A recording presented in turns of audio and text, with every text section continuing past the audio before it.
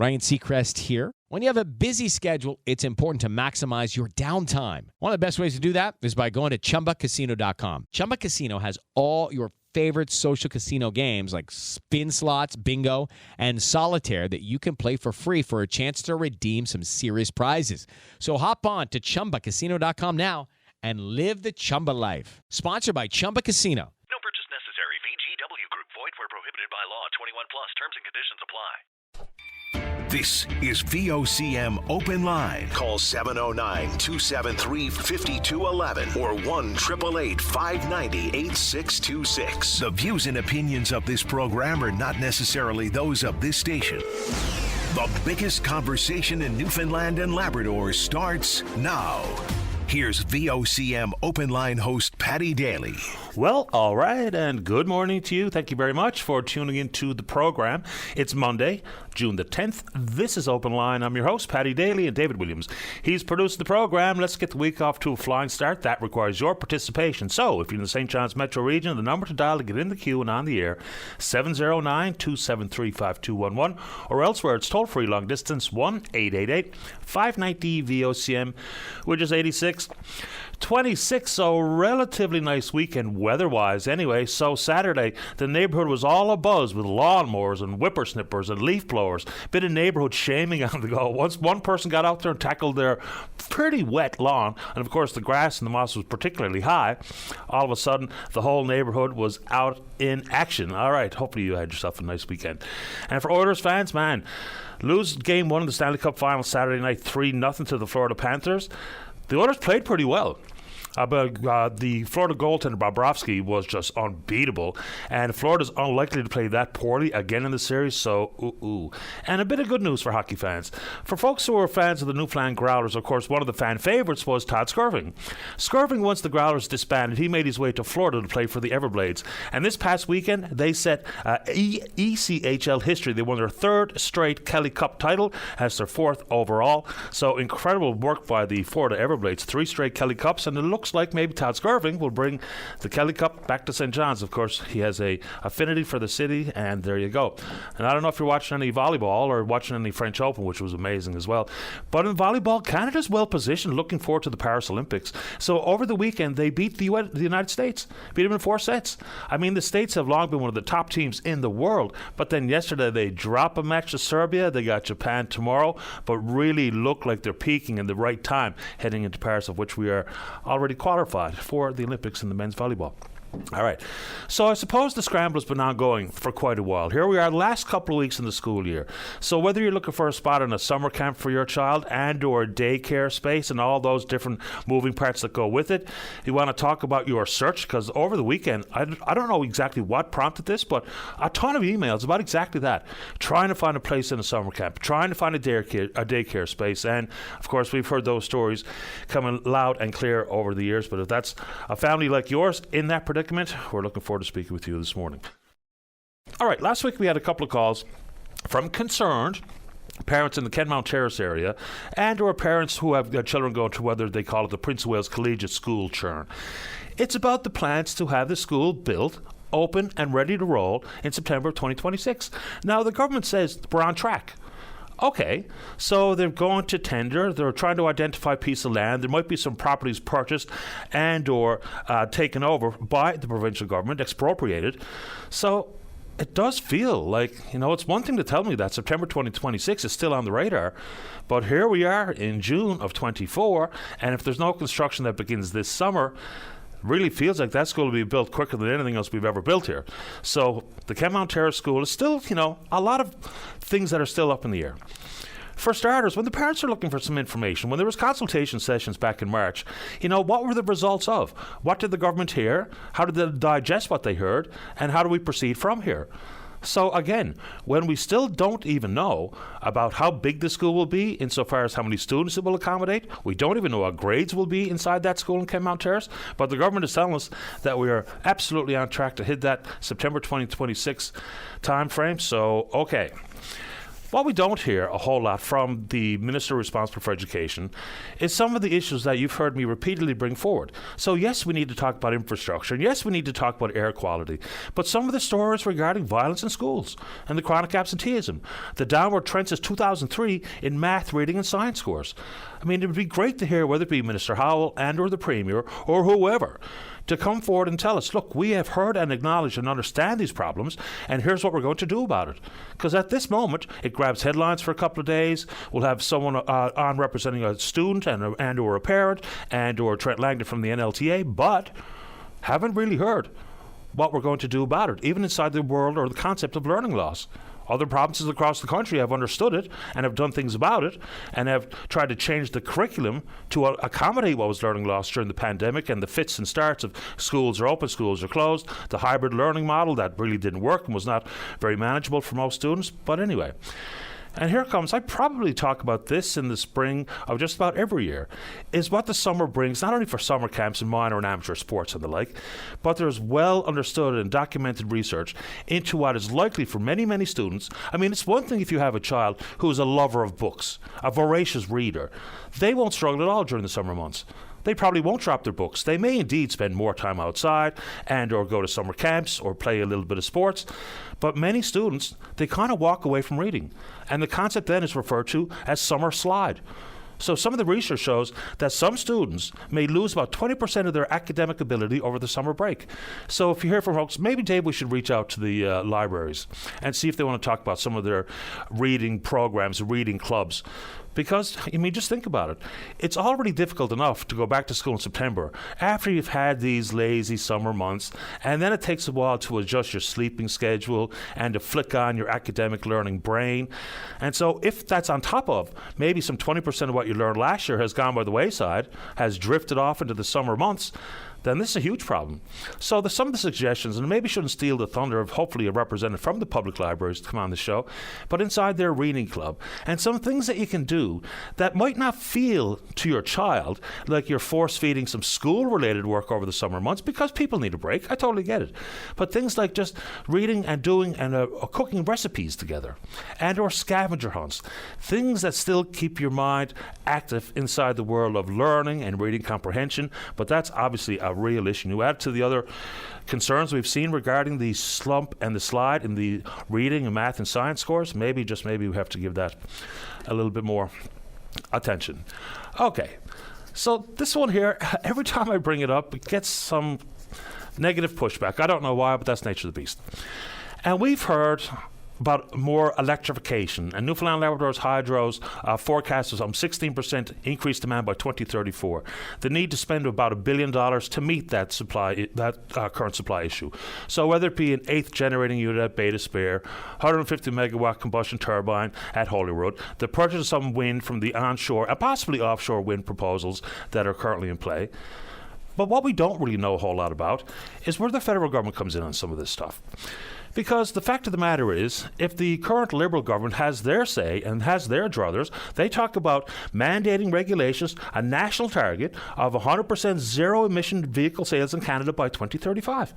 So that's fine enough to say, but then to turn it over to the provinces to try to accommodate federal mandates, I'm not so sure how fair that is or how manageable that is. Because if we're being realistic, if any of these targets for further electrification take place, we're simply not prepared.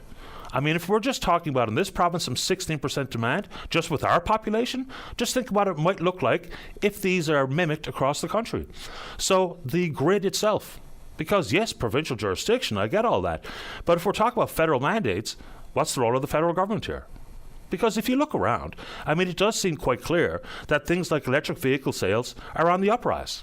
I mean, I see more of them than ever before. And then you talk about some things regarding all the federal tax subsidies flowing to some of these electric vehicle facilities in Ontario, notably. I mean, we're putting more forward inside of these tax subsidies than the actual contribution to national GDP by the sector. And then you look at what is going to be a possible opportunity here in this province. Because whether you are interested in an e-bike or electric vehicle or the electrification of your own home or public buildings or offshore oil platforms, the fact of the matter is these things are happening. So then if the government is going to tell us that they want us to hit that particular target, and still lots of big questions to be answered, it's the concept of the supply chain. And the Chinese, which are all in, like 60% of the electric vehicles registered last year in the world, 60% were in China. And of course, whether it be lithium and cobalt, and yes, electric vehicle price point is coming back to earth somewhat.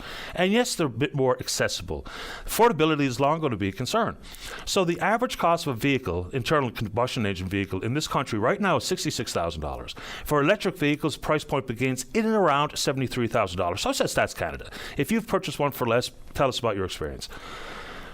But the Chinese are manufacturing an electric vehicle that seems to be, by industry standards and industry reviews, pretty robust and up to the challenge. And it's a pretty small car, but a starting point is about $10,000. Right? Compare that to the other opportunities and options here in this country, and it's a no-brainer. So the United States, what are they doing? They're imposing a 100% tariff. Still, even with a 100% tariff, no North American-built electric vehicle can compete with this Chinese option. So insofar as isolationism or protectionism and tax subsidies for domestic supply versus what is probably most important for many in our quiet moments is just how inexpensive I can get into one of these vehicles if you're so inclined. Because not my money, it's your money.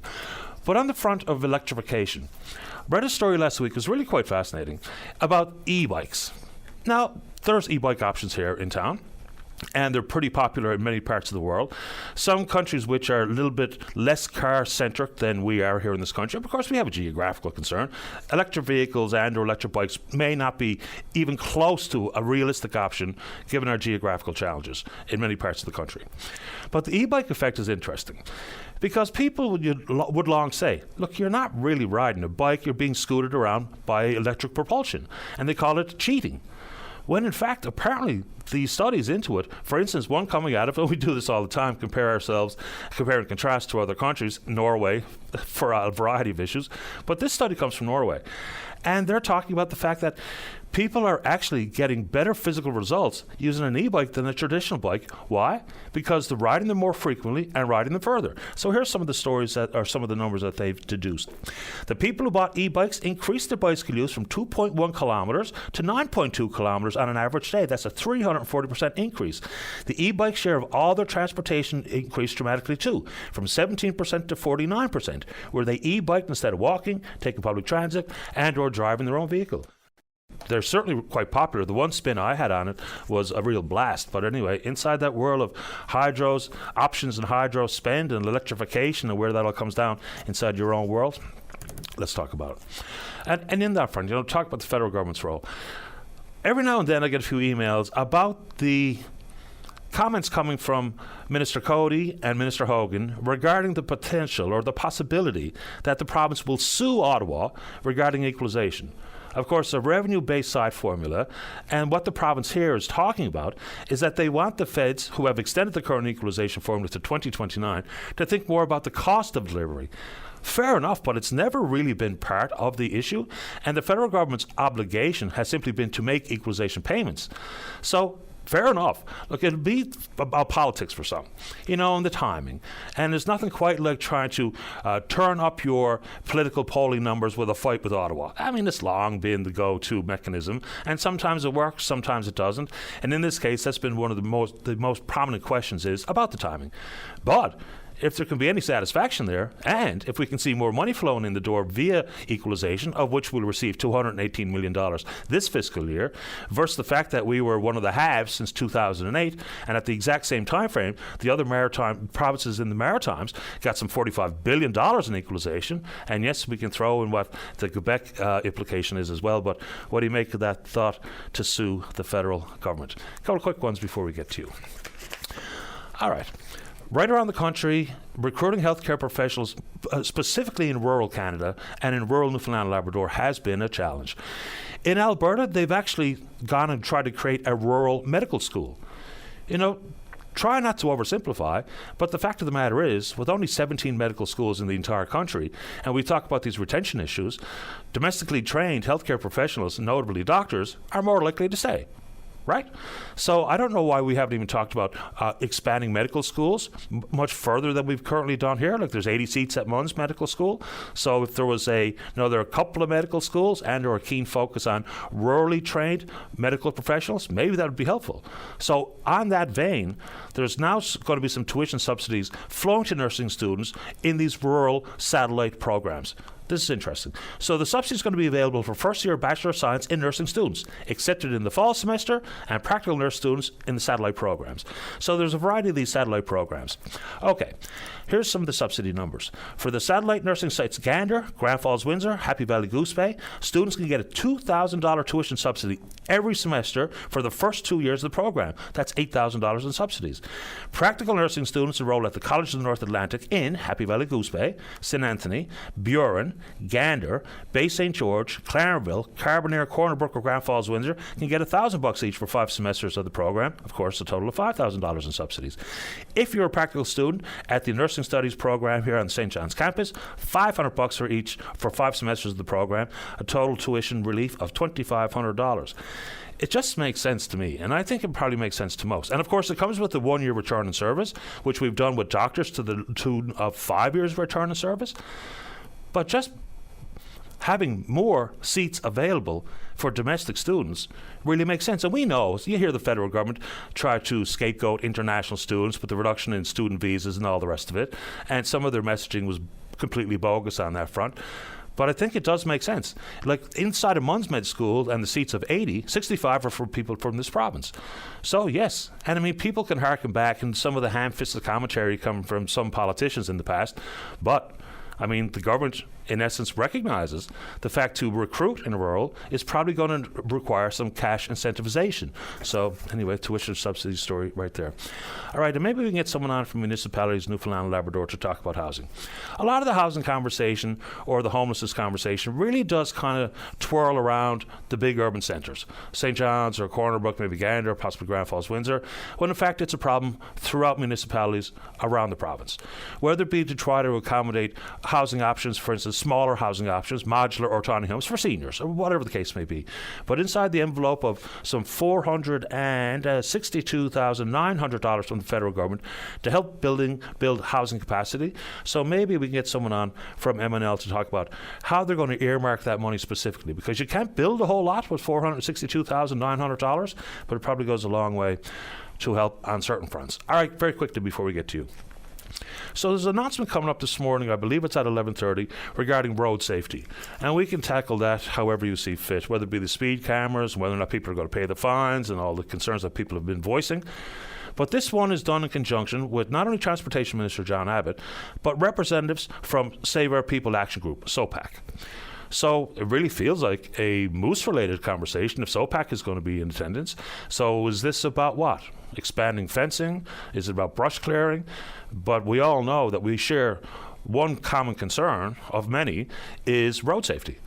And so whether it be aggressive, reckless driving, distracted driving, speed cameras, fencing to try to protect us further from the moose, you want to take it on, we can do it. We're on Twitter or VOCM Openline. Follow us there. Email address is openline@vocm.com. When we come back, let's have a great show to kick off the week. Albert's in the queue to talk about exactly that, housing for seniors. Don't go away. Welcome back to the program. Let's begin this morning on line number 1. Albert, you're on the air. Hello. Hello there. Good day, sir. I'm sorry? Yeah, am I on open line now? You are on Open Line, live on the air. Go right ahead. Yeah, this is Albert Hamel calling back. I called you probably 4 months back about seniors, low-income housing in Happy Valley, Goose Bay. Yes, sir. Go right ahead. Well, I said I was going to keep you updated when I knew something. Well, I don't know a whole lot more, just that I don't know why things are dragging as long as they're dragging along. Our MHA for our area knew, too, that what situation I'm into, and making $35,500 a year were, just to go back a little, that I had to resign from work because of that reason, because I was making too much money, so I had to finish work. And we were trying to compare it with Labrador West and $65,000. And so what he has told me, he's trying to up that threshold it may be equal to Labrador West or somewhere closer to that. That hasn't happened yet. Just so people know what we're talking about, Albert, explain the amount you were earning and the threshold to qualify for some support. In Happy Valley Goose Bay, right now the threshold is for low income is $32,500 per year. If you make that or less, then you can qualify for a low income apartment. Right. But in our neighboring community, Labrador West, you're allowed to make $65,000 and still qualify for low income housing. That's been my big question, and that's what our MHA said he's working on for us to try and get that threshold put up. Maybe, I don't know if we're going to get up to par with them, but at least up to more so that people like myself could continue on working and still qualify for low-income housing. There's a long way between those two numbers for neighbouring communities. That's strange. That is a fact, though, sir. I've been told that by my MHA, and that is the fact that it is 32.5 in Valley Goose Bay, up to 65,000 over in Lab West. Okay. So as Newfoundland Labrador Housing, I visited them. I went home. I'm in Cartwright now to our cabin up now because of living quarters and stuff. So when I went back to Goose Bay last week, and I did get a letter from Newfoundland Labrador Housing, and they don't have anything yet available. And the only thing they could tell me is that your name is on wait list, and the wait list is I don't know how long. That's not going to help come the fall.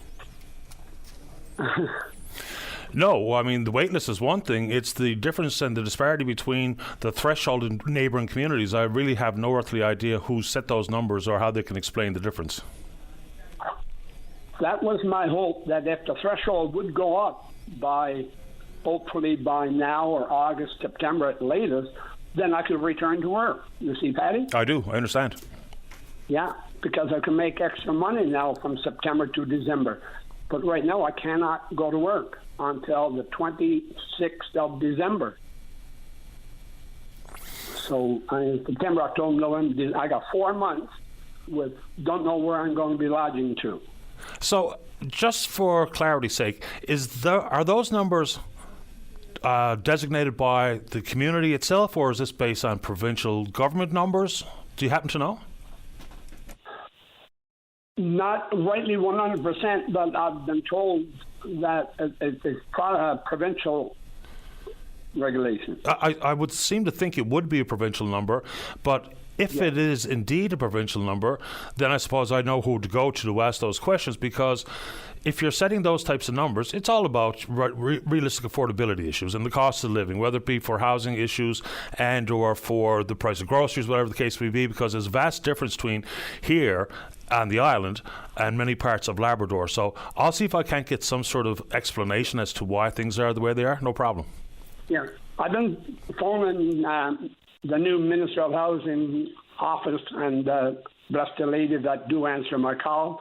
I appreciate it, or she could do only what she's been told to do, but I have, that was Minister Hutton's office, and I was hoping too by now that our new Minister for Housing would have looked at this by now and had some sort of shorten that gap some, so that we could go back to work or have a little bit higher. So I'm hoping Mr. Hutton is listening, or somebody in the office is listening, that they could say, really?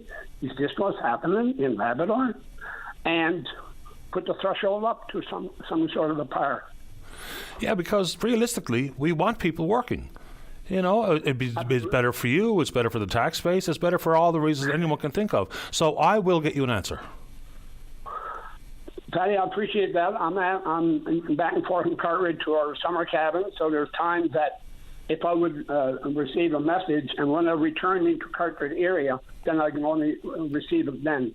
So I'm back and forth to our summer cabin. Okay, let me see what I can figure out. I'll work on it. Yeah, well, that's where I'm to right now, and Well, now I'm getting a little bit more than $1,300 a month now, Patty. I'll tell you that's what I was making. I had a letter from CPP, so I got a raise of $24.42. Yeah, break the bank. Thank you. All right, Albert, leave it with me. All right, my son. Thanks for listening again. My pleasure. Take care. I appreciate the update. Goodbye. Okay, bye-bye. That really doesn't make a whole lot of sense, but we'll see if we can't get some answers for Albert, because I'm sure he's not the only one in the same pickle. Let's go to line number 2. Margaret, you're on the air. Okay, I'm calling from Corner Brook, and I'll be 80 years old next week. I was talking about seniors housing. You were just, I was listening. Okay. So I live in Corner Brook. There's 2 big trees behind me, and I'm here 55 years, and they were here then. To me, they are dangerous and big. The fall winds are getting stronger. They will come down on me and on my house right through the roof and probably kill me in the bed. And I was talking to the owner, and he said the trees are all right. Now, I was talking to City Hall and talking to the mayor and talking to the deputy mayor, and she told me they were his trees and he was supposed to take them down. But I went for a walk the other day, me and the dog. We went to the fire station. I was talking to one of the fire chief there. And he told me to go to City Hall. I speak to the municipal police.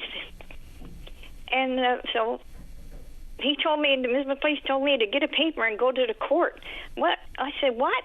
This sounds stupid. You know? What? Why if I got to get the trees? Sound like to me, I got to get the trees taken down. And they're not on my property.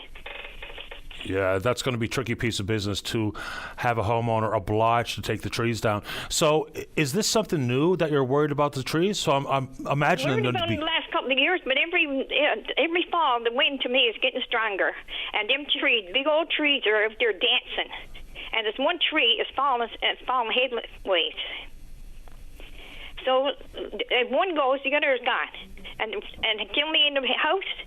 You know, and I'm paying property taxes. So are you going to speak with someone at City Hall? I did. And Mrs. And she said go to court. Okay. No, I'm talking to Mrs. Chase and said they're his trees, and he got to get them taken down. They're not city trees. So, well, I'm not going to court. They're not on my property.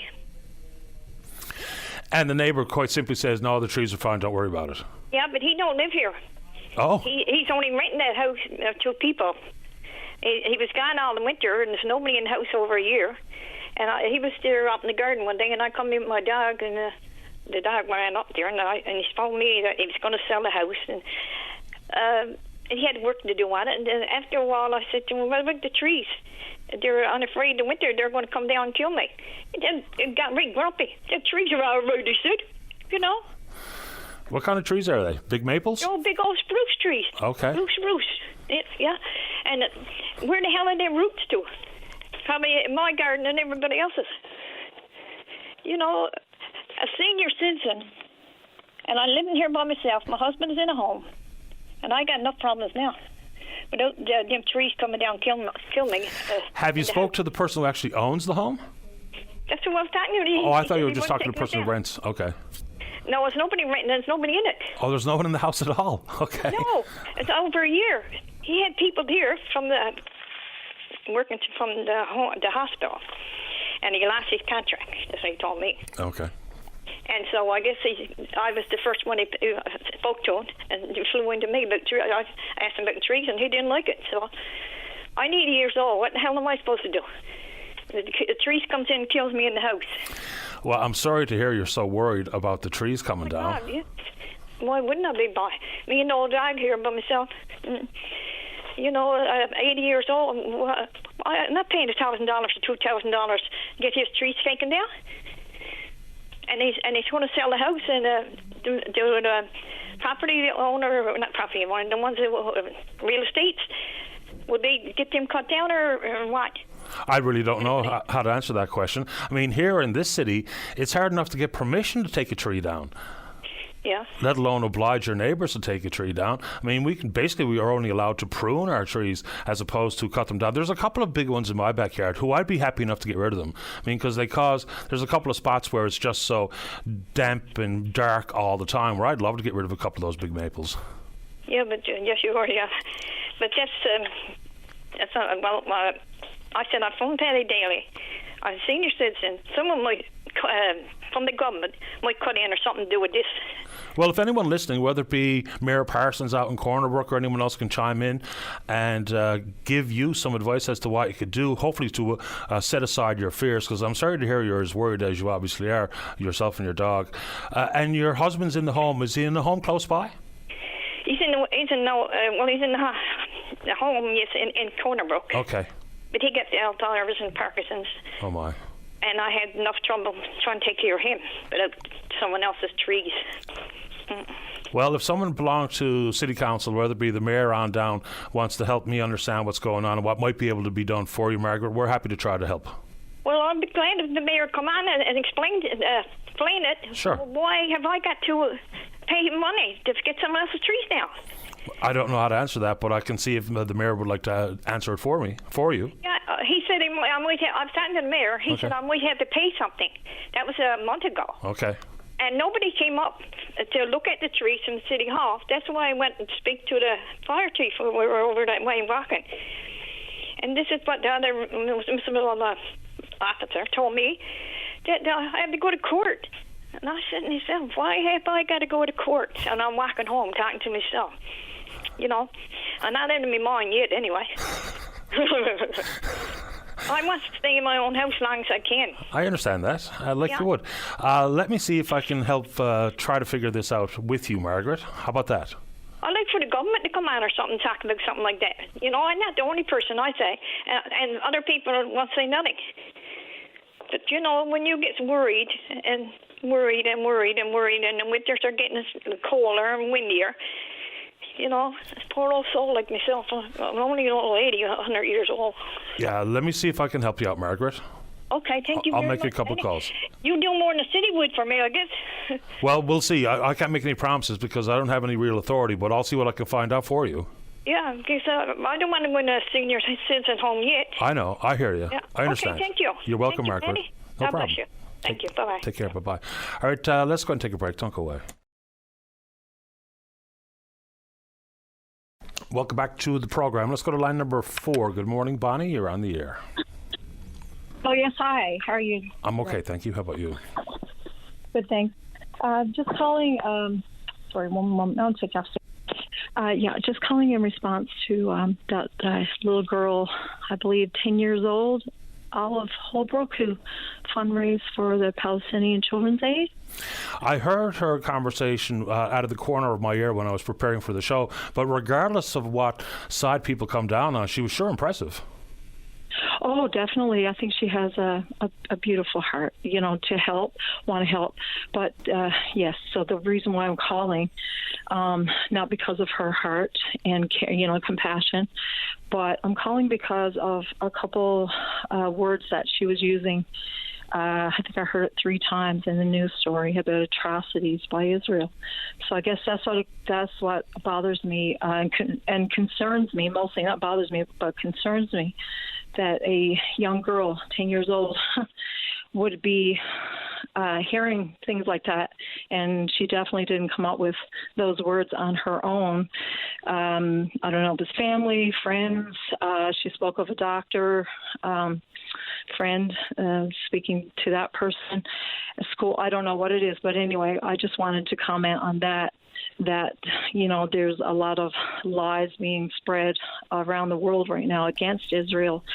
And I guess I'm just concerned that she's misinformed, and How I know so? it's easy Like what? to do. Give us an example of what you think is a lie. Well, using the words of atrocities from Israel against the Palestinian people that, in Gaza, that is a lie. If anyone knows any history, I don't know. I only know a little bit about it, and sometimes you have to look it up and read it again because there's so much information to take in. But I mean, this happened on October 7th, not by the Israeli government. This was Hamas that attacked Israel. So that was not. How could that be an atrocity? That was they were not doing anything other than being they're the victims. So I think that's an oversimplification, to be honest. I mean, if we're going to talk about historical context, October 7th is not when this started. I mean, realistically speaking, that's just not the case at all. We're talking about decades, if not centuries, of conflict here. And the Geneva Convention is pretty clear. I mean, Hamas is a terrorist organization. I think everyone can acknowledge that. The world understands that. And what they did on the 7th of October is a crime against humanity. It is a terrorist act. But the Geneva Convention is really quite clear. Just because someone commits a terrorist act against me does not give me the authority to retaliate with terrorist acts and or atrocities and or. But that is not a terrorist act by the Israeli government, though. They're protecting their people and the hostages. If you had hostages that were ripped away, what was done, all the videos. I mean, it's fact, and everything that was done. Of course, you have to retaliate. That's why there's been wars, through the decades and century, whatever, our World War I, II, and whatever, go on and on. But with people talk about the two-state solution with Palestine, and that's going to solve, bring peace. That will never bring peace because they were already offered that. They rejected it. They violently rejected it. And I know because it was 47 UN presented that resolution as a two-state solution, and the Jewish people, they said, okay, we'll sign it, we'll go along with it, and the Arabs, they rejected it. That's not exactly right. That's a fact. They were giving them more land and giving up Jerusalem, but the Arabs violently rejected and attacked them. And in May 1948, Israel and they had to fight from annihilation, and that's all it is. They want the Jewish people annihilated. So Israel attacked, and then once again they defeated these 5 nations. And then in June 1967, same thing, 6-Day War started, and Israel won again. And back then they took back more land because that land was being used to attack the Jewish people. And Gaza, they gave back Gaza, but the United States insisted they gave back Gaza. Israeli. Yeah, in 2005, Israel gave Gaza. By George W. Bush was as the president then. The U.S. talked them into giving Gaza back. They gave it back to in 2005, and because they thought it would lead to peace. But 2 years later, 2007, Hamas attacked again. They used Gaza as a base to attack Israel. So this just continues over and over again. So you're accusing this young girl of being fed some untruths or being misled. Oh, definitely. Yeah. And having some potential, some serious bias. But Bonnie, I would politely suggest you're offering the exact same thing. I mean, some of what we've seen is completely inexcusable. I mean, the Israeli Prime Minister has said quite clearly that his ultimate goal is to raise the strip, period. Collective punishment is well understood inside the world of international criminal law and what atrocities actually mean and what war crimes actually mean. So are you telling me that you've seen nothing on the behalf of the Israeli Defense Forces that gives you any pause for concern? They're defending themselves. That's all it ever was. That's what this is? This is defending themselves? Oh, definitely. You have to. Well, they're still like over 100. They just rescued 4 more hostages just this past week. No, I'm not defending Hamas. I'm just asking you a question about Israeli actions. And the Israelis are clear. This is the essence and the epitome of collective punishment. But they're not punishing anyone. They're defending their people. They're trying to rescue the hostages and destroy Hamas. Hamas will never stop.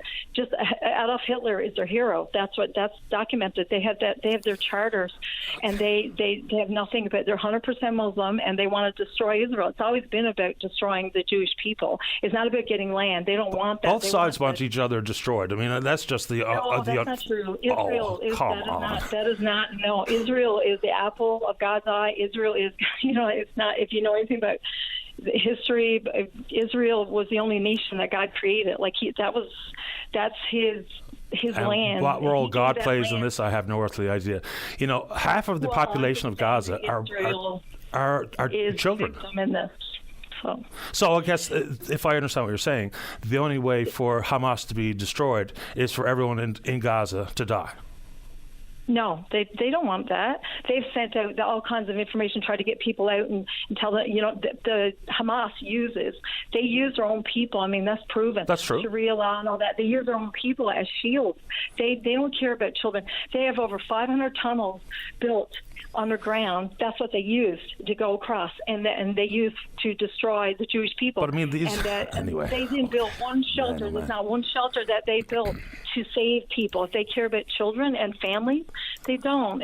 They're terrorists. So that's what I'm saying. That poor little girl, somebody is lying to her, and things. All these protests around, even St. John's, like a memorial and everything. Freedom of speech should not be about wanting to murder people, and this is what it's about. But is that? I mean, people are misinformed. This is a big part of the problem here.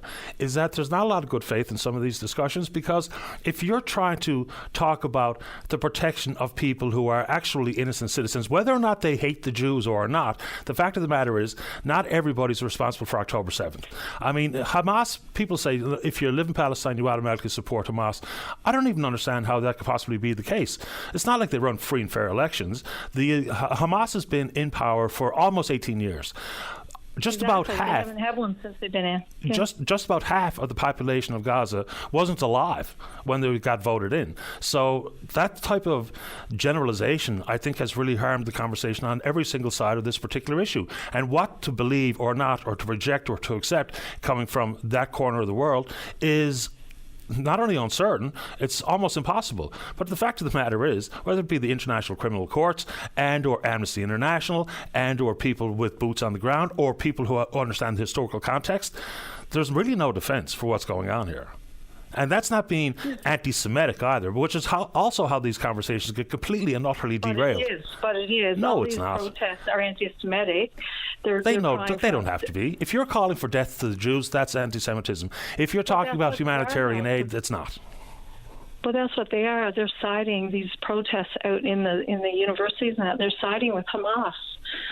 It's not all Palestinian people. Palestinian people, the Arabs and that, they can, and Jews live side by side in Gaza, but it was that Hamas used that to attack Israel.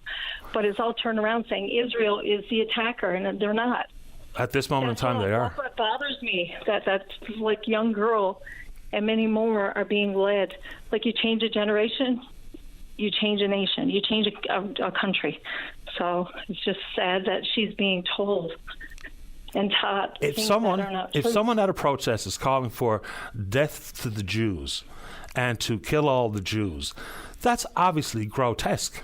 If someone's talking about, humanitarian vehicles being targeted, and then the Israelis apologizing after and talking about flawed intelligence, whatever, and if we're talking about, yes, if Hamas are using human shields, then are we really led to believe that every single action taken by the IDF has been based on foolproof intelligence, and we're not just willfully trying to raise the strip? Because if you listen to Netanyahu, you can only take the man for his own words. They're talking about total annihilation. Right? They're raising the strip. They're talking about existing, and not. They're trying to annihilate them. That's what it's always been. Adolf Hitler. Benjamin Netanyahu basically has used Hamas as a political tool, very skillfully. I mean, they're the only party. Well, I mean, if you just don't want to listen to what the man himself has to say over the years, then that's up to you. Fair enough. But he has quite clearly said that he and his party are the only party that can deal with Hamas. That's been one of the number one concerns. If you listen to some of these senior cabinet ministers, they're really quite open about not only disdain, but their thoughts about how this ends. And it ends with the strip raised, period. And if that's not something, peace talks don't work, though, right? They don't listen. They don't want peace. That's the bottom line. They don't want peace. Okay, Bonnie. The Arab nations don't want peace. They want to annihilate. That's why they're defending themselves. So that's all I call in to say is that, like I said, kids need to understand what's going on through the history, not just this one act, and looking at Israel and seeing it wrong in the news. That's not right. What is being told is false information. So. Bonnie, I appreciate your time. Thank you. All right, thank you. Bye-bye. Bye-bye. And predictably, I've got, a handful of people that, won't come on, but they'll just send me emails. And here was just a classic example. How surprising to see you siding with the Palestinian Muslim terrorists against Israel, just like all leftist terrorist apologists. See, now no one, or certainly I can only speak for myself, I didn't do anything of the sort. right? No one's apologizing for terrorists. I mean, again, that's just the example of some of the most complicated and the dire circumstances facing, the tinderbox that is the world and the chaos that reigns supreme. We've just got to find a better way to talk about things. If you're concerned with what you see, it doesn't make you someone who hates the Jews. It's not anti-Semitic to talk about what's happening regarding humanitarian issues on the ground. And that's not apologizing for a terrorist. Nobody's apologizing for Hamas. Well, certainly, I can only speak for myself. It's just a willful twisting of what could be meaningful conversations and off-ramps towards some sort of peace in a completely chaotic, unmanageable corner of the world. And, of course, there's many of those. So if you're talking about humanitarian-related issues, it doesn't make you anti-Semitic, right? And if you're in support of Israel's right to defend themselves, it doesn't mean necessarily that you hate all the Arabs and all the Muslims in the world. And yes, what happened on October the 7th is completely unacceptable. It's an actual atrocity. And Hamas are terrorists. And yes, they have historically used human shields, a complete absence of care for their own people that they pretend to govern. Let's go ahead and take a break. Don't go away. Welcome back to the show. Let's go to line number 5. Kelly, you're on the air. Good morning. My name is Kelly. I'm calling from Cornbrook for the Labac Literacy Council. And I got some good news for anyone that's struggling with literacy or whether it's learning to read, improving their literacy skills, or even if it's English as a second language. Labac Literacy is offering free one-on-one tutoring in person or online, so it doesn't matter where you live, to anyone who needs assistance with improving their literacy skills. And all they have to do is call us up. I can give you the number. It's 1-800-863-0373. Or if they want to email us, we're info@nllc.ca. So we've got 75 tutors trained, and we're really looking for students now to get that to help raise their literacy levels across the province. Can you give me the website one more time, please? Yeah, I'll give you the email address. Okay. It's info@nllc, so NLLC.ca. Okay. So how intensive would this one-on-one learning be, this literacy training? Because there's different levels to which people are literate. Some can be just about completely illiterate. I know that's not the right way to use that word. So how intense can this be for people who really need some help? So it can be for someone who does not know how to read a label on a can of soup. It can be for someone who doesn't know how to write, and it can be for someone who has functional literacy. Maybe they can read at a grade 9 level or grade 5 level, or some reading skills. But it can be for someone who doesn't know how to read at all, definitely. So we have various levels, and it's. The beauty of it is, it's free. That's a good thing. It's one-on-one. And what we've just done this past few years is we've created it to be available online as well. So that, there's literacy councils in some parts of our province and literacy skills training in other parts of our province. But unfortunately, there's a lot of people who can't avail of those literacy centers.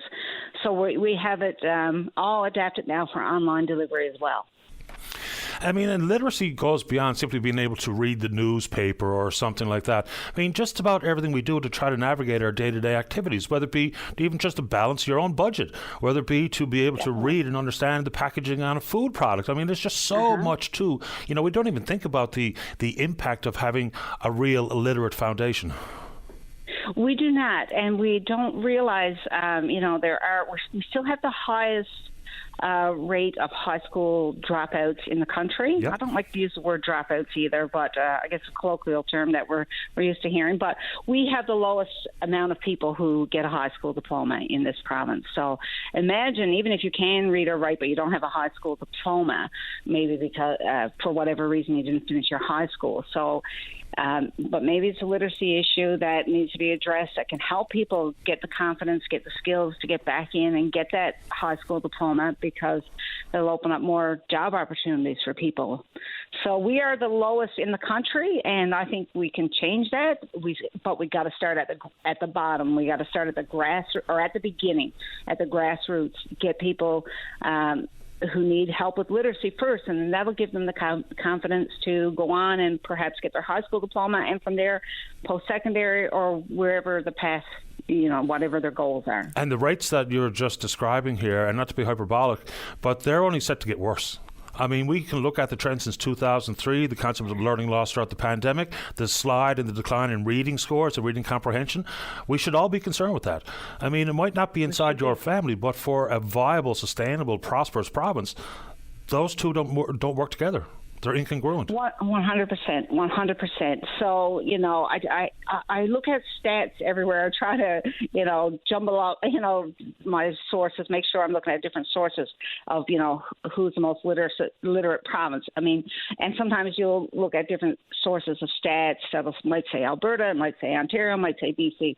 But consistently, we see Newfoundland at the bottom of the provinces. Yeah, we lead the league in a lot of terrible areas.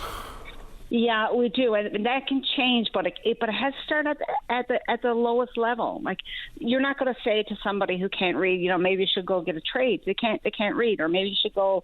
If you can't read, you probably don't even have a high school diploma. So we've got to put emphasis back there. And unfortunately, we're relying upon tutors to deliver this. So if you look at how we deliver training, we pay the highest level of educators the most, and we pay those who are helping literacy, the lowest levels of literacy, nothing. We say come and do it for free. But luckily, across this province, we have attracted, this past 10 months, we have traveled the province and have trained 75 to 80 people who are willing or at least interested in tutoring people on a one-to-one with literacy struggles. So for those who are literate and who have an interest and a passion, there are people there to help. So together, I think we can probably help raise those literacy levels. It's a lofty goal, but we got to start somewhere. Well, good luck and congratulations for trying to pull this off, because it's a bigger issue than people give it credit for. If you want some more information, you can do it via email. It's info@nllc.ca. Appreciate your time, Kelly. Good luck. Keep us in the loop. Appreciate your time, too. Have a good day. Thanks. You too. Bye-bye. All right, Bye-bye. There we go. Free literacy training. Nothing quite like free. Nothing quite like a bit of literacy training. Let's take a break. When we come back, Jerome, you're next to talk about the road conditions. Where? We'll find out. Don't go away.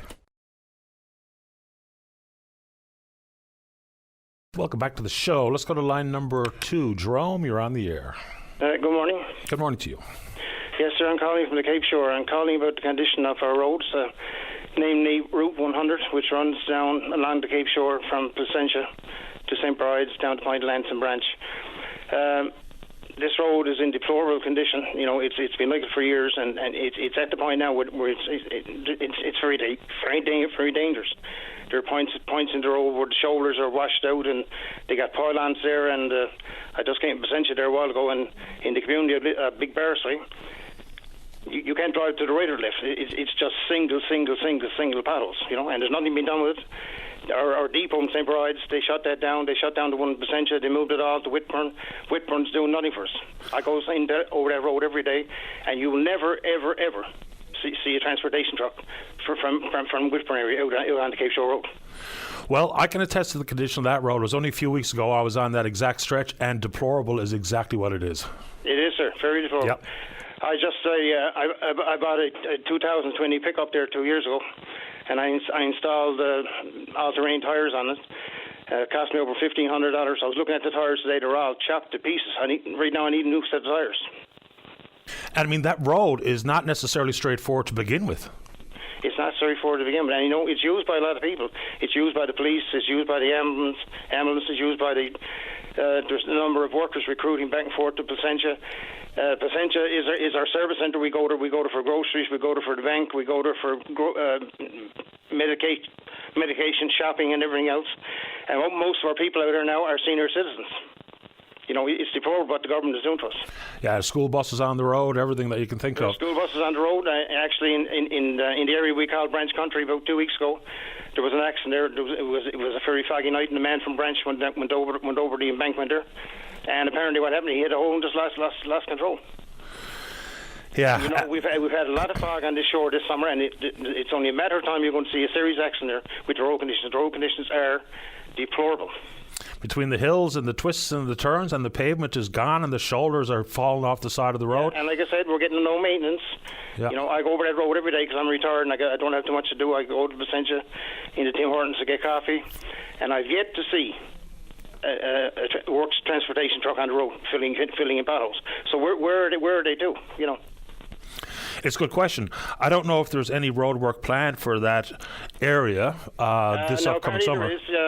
They're supposed to be doing the hill in Big Barcy. Well, that's okay, that's great, but we need more than that now. There's worse stretches than that. Yeah, I'm going to have a look and see what exactly is on the schedule for road work this coming summer, because I know, government can talk about the unprecedented spending on road work this coming summer, and I know full well there's never going to be perfect entirety of the 12,000 kilometres or whatever it is of roads on the island. Now, another thing we got too, we're right next door to Argentia, which in the next 2 weeks we'll be putting on a new ferry. The ferry comes into Argentia 3 times a week, and we got our famous Cape St. Mary's down here. That the tourists have to travel over that road and go to Cape St. Mary's. It's deplorable to expect tourists to come and spend their dollars there and go over that road. It's deplorable. The government should be ashamed of themselves. Yeah, if you're a visitor to the province and the first thing you see when you get off the ferry in Argentia is the state of that road, that's right. Man. You're going to turn around and go back. You're not going to go back no more. And you're also going to call your friends and say, don't go down to Cape Shore because the road is not fit there, boy. Yeah, hard to argue with that, Jerome. They're great communities, great people, great, lovely scenic places, but we're lacking in good roads. Jerome, I appreciate the concern, and I can absolutely validate that, having driven that stretch just a few weeks ago, and was blown away. There's a couple of stretches immediately coming into St. Bride's, which are unmanageable. Like, I've got a fairly big vehicle, and I can't imagine if I've got just a little compact car what it means to try to traverse that road. One specific stretch just coming into St. Bride's, say from Placentia, is absolutely shot. Yes, that is a 2 to 3 kilometre stretch, and some of that road is so bad now I won't even take my vehicle over it no more. I refuse to go over that now. Don't go over it no more.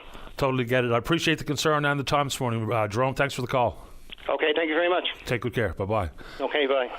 Yeah, I mean the roads are bad just about everywhere. I mean, even in and around town, whether it be provincially owned and operated and maintained roads and or the municipalities of responsibility.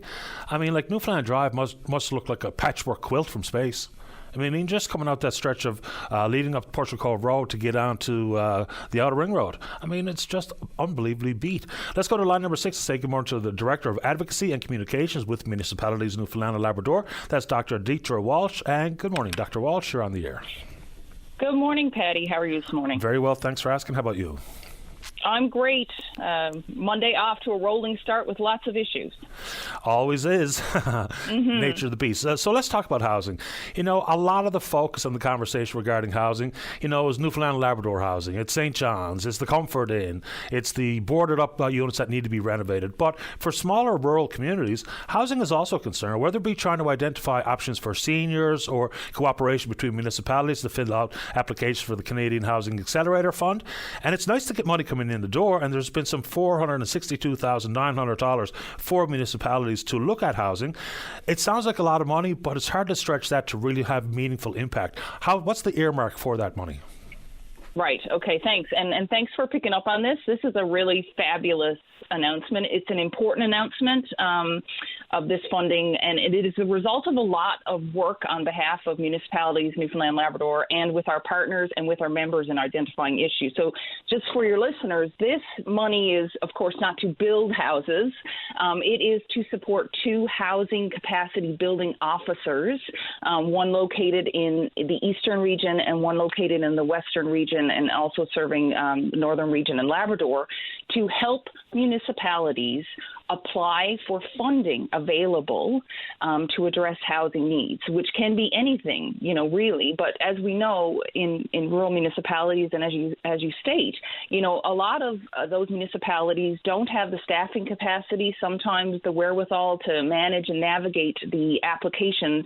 And as we're seeing from both the provincial and federal governments, a lot of the funding on offer right now is for municipalities to support work and housing. So this funding is a 2-year funding initiative to support staff that are housed within M&L and through M&L, and for them to do work with our members to get applications out the door. So the goal is 40 applications over 2 years at a bare minimum. But my discussions with the housing officers, Ben Noseworthy and Brian Coleman, is that they've already had a lot of interest. And again, we think we're going to exceed that goal. But effectively, it is to ensure that municipalities are in a state of readiness to apply. And the applications are one thing, because the Canada Housing Accelerator Fund application is really quite demanding. There's an awful lot of data required and numbers required. Not to say that we shouldn't have that type of rigorous process, but it can be a lot for communities that simply do not have the horsepower, human resources-wise, to satisfy it. And inside this, and I'm not sure how exactly ask this question, but how do you assign priorities? Because there's a different issue regarding affordability, whether it be for someone with a physical disability or seniors or a young family. So how do you prioritize where to start to look? Yeah. Well, I think right now, and the work that both Brian and Ben are doing, it's carrying on from a lot of work that we've already done in partnership with NLHC, in partnership with the provincial government, through our own advocacy and research work. So we've got a fair idea of what the issues are, and of course we did that big piece of research partnering with Choices for Youth. Hope Jameson put out a fabulous report, which kind of started a benchmarking process. So we're not starting from nothing. We've been working on this file for about 3.5 years now. So we know that, a good point about data. Data is a huge issue. Most funding applications now, regardless of what you're aiming to do, and I would say to your question, the main goal is now we need to get houses built. We need to figure out how to do that. We have to unlock land. We have to identify what the needs are. There's, regulatory changes that need to happen. But in terms of the data and accessing funding, the real key now is, our communities need housing needs assessments. And those are pretty much standard in all applications, both from, the half, which you mentioned, within 1 year of being awarded half funding. And I think either 8 or 9 of our municipalities applied for it, and I'm not sure if all of them have been announced yet in Newfoundland and Labrador. But within a year, you have to have a housing needs assessment done, which is really an on-the-ground look at where is the demand, where's the need, and what needs to happen. Just as a wrap-up on that point, we've been working also very hard through NLHC and partnering with RANLab, which is at the Harris Centre. So they're doing an incredible piece of work to support communities in those housing needs assessments. And again, through the interest and through communities who have voiced their needs over time. I mean, you just had a story on housing needs in Gander and nursing needs, housing for nurses. Gander is certainly one of the communities that has been very vocal. So, in terms of prioritizing different communities, we have an idea, and in those particular communities, we do have some tools and resources already on hand to help steer and get them ready for when those funding applications are released or those funding calls come out. Yeah, I mean, it's a good problem to have, but just trying to navigate all the different streams of money that's available is also pretty tricky. I mean, I try to stay on top of these issues, but even if we're talking about like programs to move from oil furnace to mini splits or heat pumps or whatever the case may be, my God, unless you can go right to the source, it's almost impossible to keep up with all the funding announcements. Same thing with housing. So there's provincial money, there's federal money, there's different obligations, there are different applications of eventual cost. For instance, provincial money can go towards the private sector building the homes, but then rents to be applied based on the grid coming from Newfoundland and Labrador Housing Corporation, which is vastly different than some of the monies coming with some different strings attached from federal sources. So even just trying to figure out where the money is and how you get at it and what are the caveats attached to it is a full-time job. Well, that's exactly it, and this is why these positions are so important. These folks act as navigators, and that is exactly what we needed in place to help communities navigate this and to identify where is the best possible application for success based on the needs that they have. So both Brian and Ben's working in the East, Brian's working in the West and North and Labrador. They are the folks on the ground who are already talking to our members about their needs, identifying what else needs to happen, and also then navigating to the various applications that are either currently on offer or, being alert to the ones that are coming down the pipe, so to speak. I know you've got some 275 members that are incorporated municipalities. I assume inside that envelope, some of the bigger centres won't be necessarily involved in this. Well, again, let's talk about the City of St. John's. The City of St. John's does have I don't want to misspeak, but they do have some folks who are dedicated to housing work and to doing this particular kind of work. So, this fund is really for communities, and these positions are for communities who really don't have that in place. And that's not to say that St. John's doesn't have these challenges, too. I think we are all challenged by the funding environment of a patchwork of project-based applications. That's sort of the structure we're in now, and that's really challenging. For someone like St. John's, for a city like that, there's a little more capacity there. That's not to say that they won't benefit from the conversations we're having at either our conference or our symposium, but indeed, this is for smaller communities who really, people are doing these kind of applications off the side of their desks. And in some cases, when you have maybe a part-time clerk or a couple of other folks, we've heard cases of, council looking at applications and trying to navigate that. And I mean, that's not shouldn't be the role of council, but they often find themselves in those positions because who else is going to do that work, right? 100%. Anything else you want to talk about while we have you this morning, Deidre? Well, two things. And one, I would be remiss if I didn't acknowledge the support of Minister Hutchings from ACOA through the Regional Economic Growth Initiative, which is where this funding is coming from. And that announcement happened on Friday, and Minister Hutchings was there. And we've had a lot of conversations with her about the importance of supporting capacity for our communities and to be in a state of readiness. So this is thrilling. And her team have been behind us 100%. And so this is so important. And again, all of the other partners who I've mentioned throughout this interview, Minister Hutchings said M&L is a good partner, and I would agree. And I think this is really a leveraging point for other things. The other point, and just to shift a little bit, Patty, we talked, my goodness, I don't know how long ago it was, we talked about wastewater systems effluent regulations and those regulatory changes. I won't get into that too much today, but I'd certainly like to have another call with you. Those regulatory changes came into effect last week. So those have been stamped and they've been gazetted.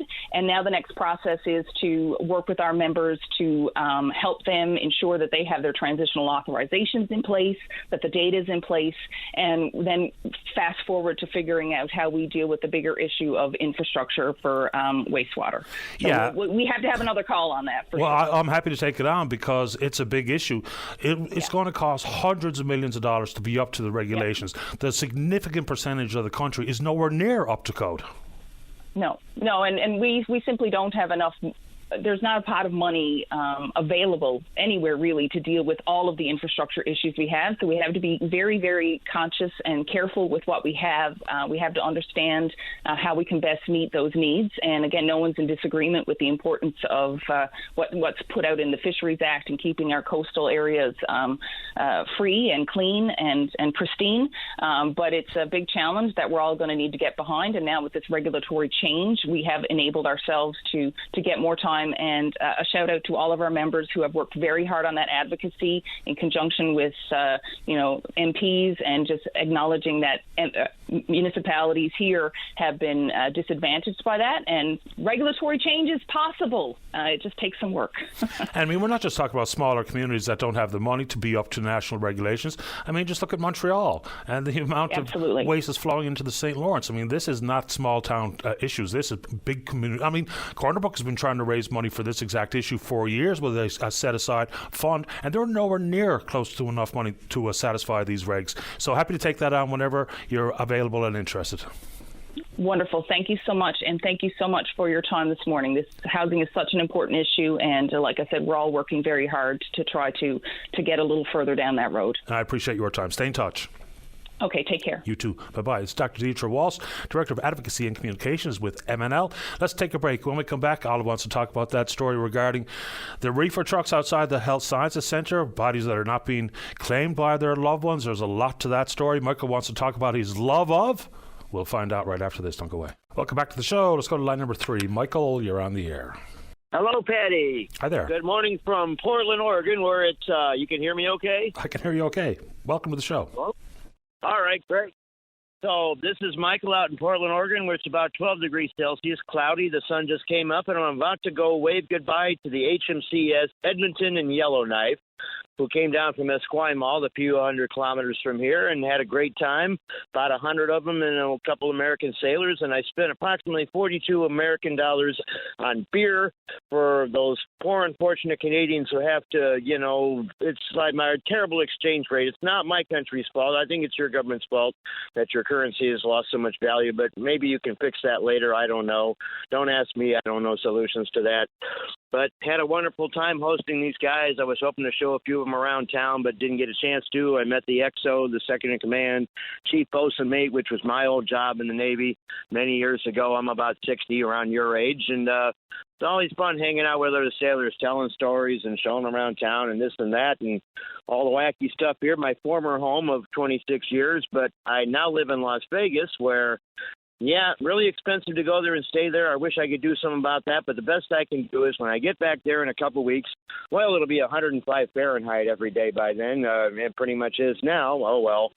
I'm going to see what I can do if I can get the LVCVA, the Convention and Visitor Bureau, and some of the casinos to come up with a 20% off for all Canadians visiting Vegas card. Just show your passport at the airport, the consulate. We'll figure something out and try to save you guys some money so you can afford a trip there. I've got a lovely lady or two I met in the other St. John's in New Brunswick who work at Dooley's Pub. They'd love to come out there if they can afford it someday. And some people I met in Toronto, Niagara Falls earlier last summer. I was out in your lovely island there in September, October. Nice weather. Saw everything I wanted to see there except a Newfoundland dog. Apparently they don't exist anymore. So other than that, I had a great time. They do. There's if you go to Signal Hill just about any day during the summer, there's a Newfoundland dog up there with its owner, and I know I miss Signal Hill. I didn't have a car, so I could afford an expensive cab right out to Cape Spear. That's the main reason I want to go to Newfoundland, see the end of North America, and stare across the Atlantic at Europe or something like that. So I'm a geography nerd. I had to do that. So Signal Hill, okay, an expensive tour. Anyway, I didn't quite see everything. And as far as the condition of your roads, you were talking about that, they'd see the main highway at least is good or better than any American highway of a similar type. And around the streets, well, the city, like any big city, you got problems. They got potholes everywhere here in Las Vegas, and roads in both countries are better than Mexico. Trust me, I've been there too. So anyhow, that's on a light note. And really enjoyed being on hold the last hour here. Luckily, I was up already to go wave goodbye to the ships. They're leaving in some time the next hour from a beautiful old bridge in this interesting river city we call Portland or Beervana if you ever come out here. It's not too far from Vancouver, BC, and stuff like that. And, mostly decent people. Just stay away from our voluminous, crazy homeless. You got problems there. We got 10 or 100 times as many per capita, I think, in American cities compared to what I saw in maritime Canada in my 4 weeks there between you and the other provinces. And if I had to do it over again, I would have taken my car instead of left it in Maine. I could have seen PEI and more of the place and probably spent less on motels. Oh, well, live and learn. One more quick thing. Maybe you won't like this way to end the call. I agree with 98% of what the pro-Israel lady said while I was on hold there. And maybe we'll just leave it at that. I'll send you an email. How about that? Works for me.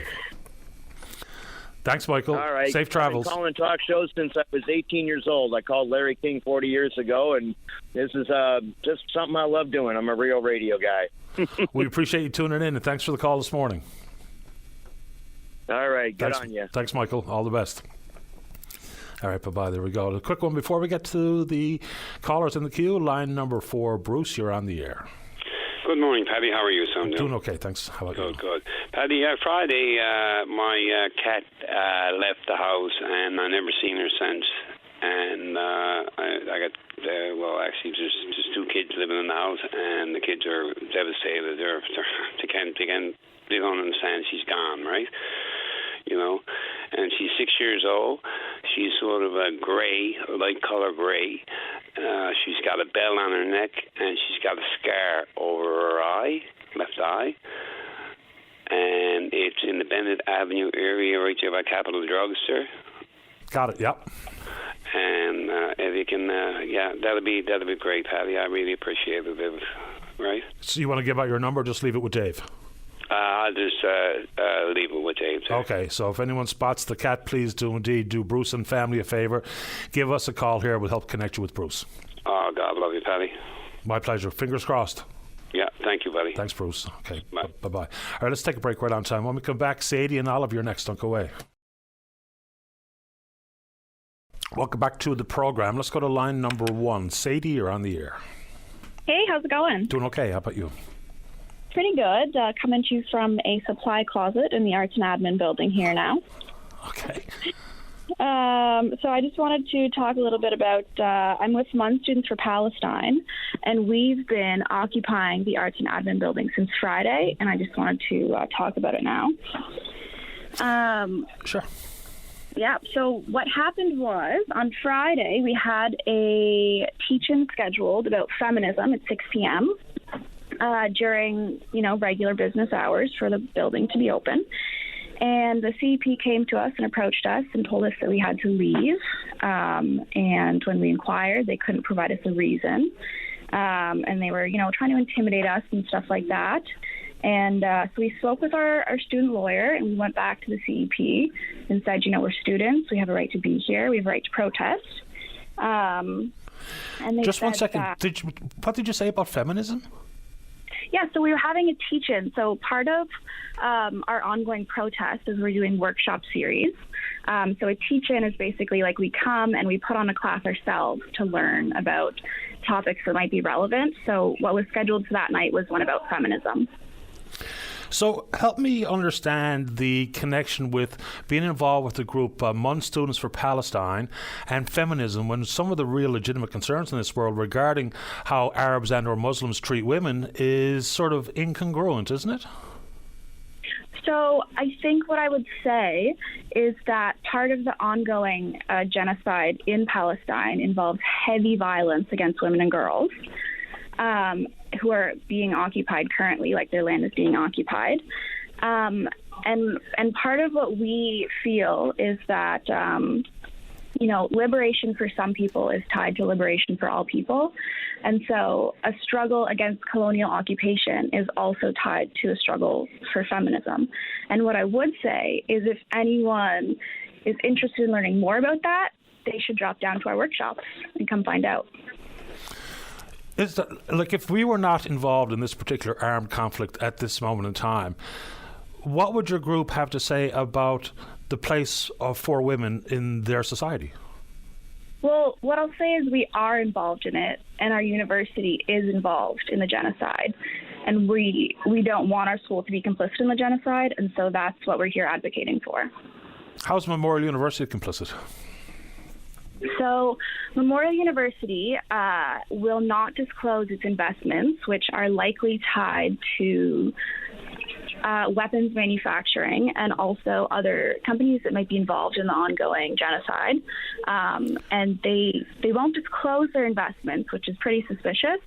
And we think as students, we have a right to know where that money is going. And if it is involved in anything like weapons manufacturing or colonial occupation, then it shouldn't be, because we're an institution of learning. Isn't that particularly unfair to accuse them of being complicit when you don't even know where the money's being invested?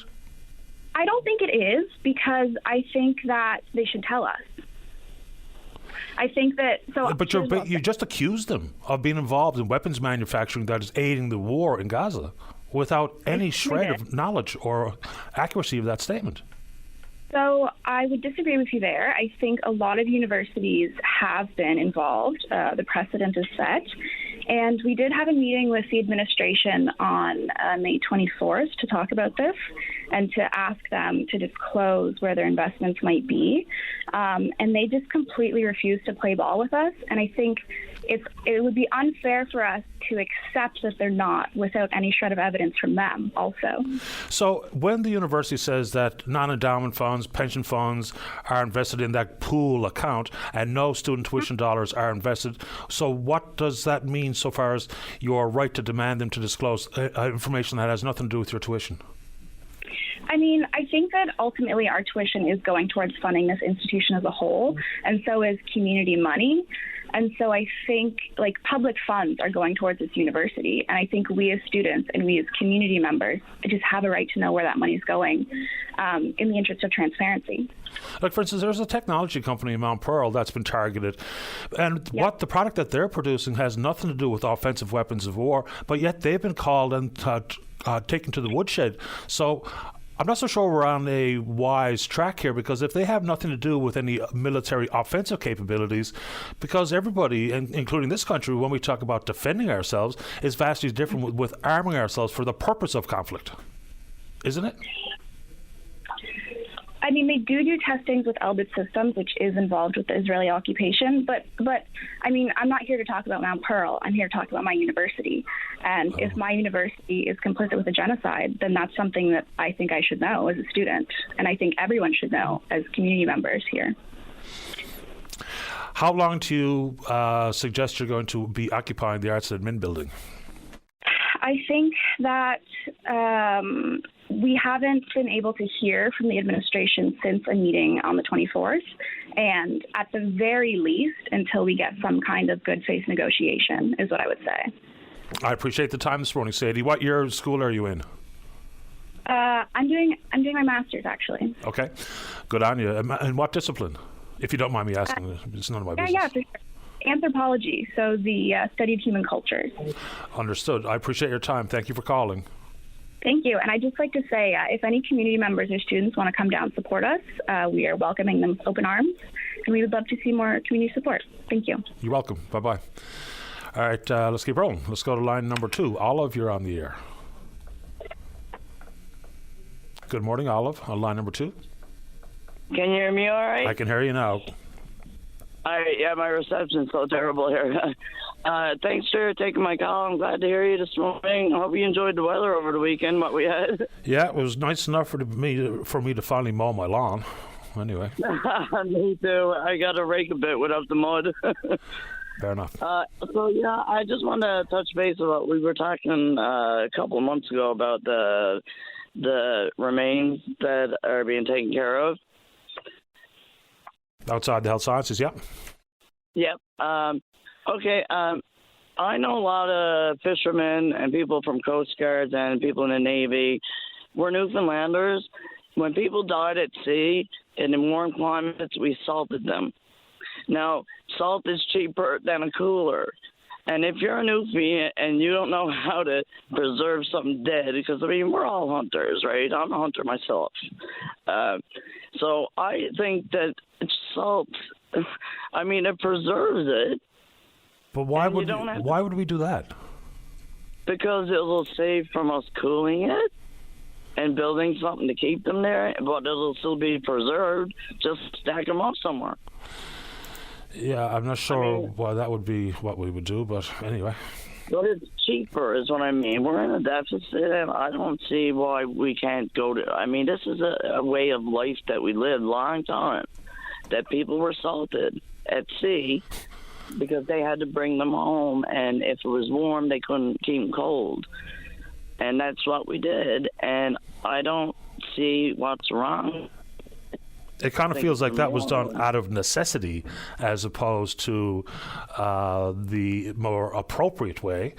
I mean, certainly inside the field, like for a couple of things. So now we know that they're working on an indoor facility to expand the morgue inside the Health Sciences Centre, which really doesn't change anything. If the bodies are not being claimed by loved ones, then that's the problem.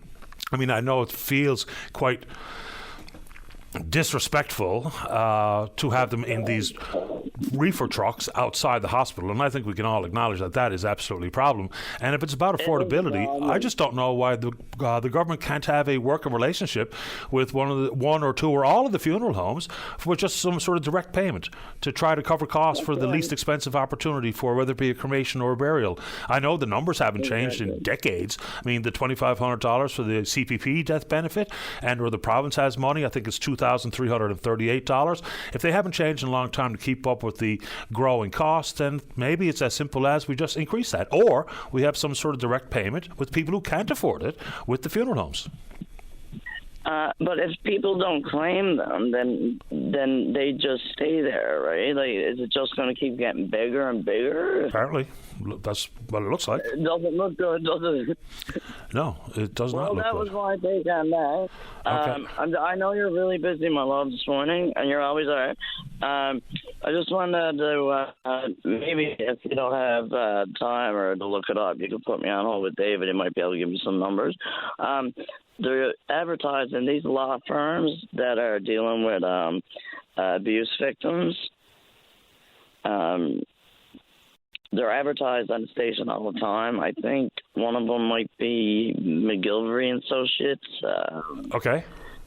I'm not sure which ones they are, but they're always on the messages and the news birds.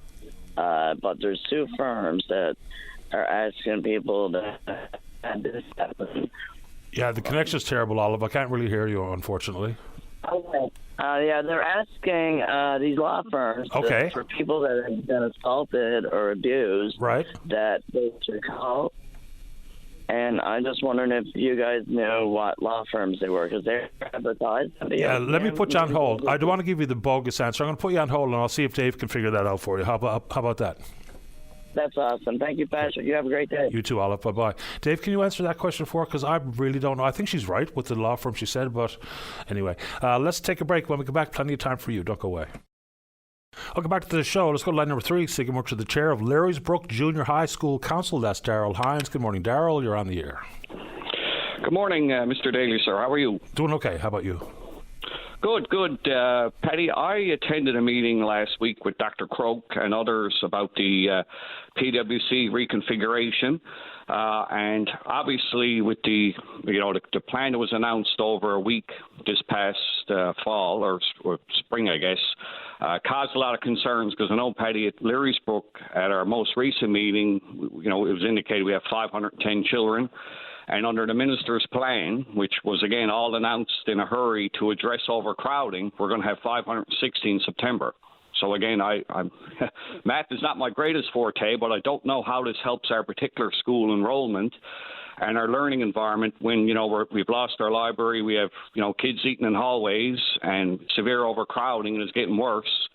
And, the new Kenmount Terrace School, which I've lived in Kenmount Terrace 10 years, and I've talked to people up here. It was promised when I arrived, and it was promised again last year. And again, I read a VOCM story this morning that said it's still on track for 2028, Paddy. But I mean, 2026. What's that? 2026.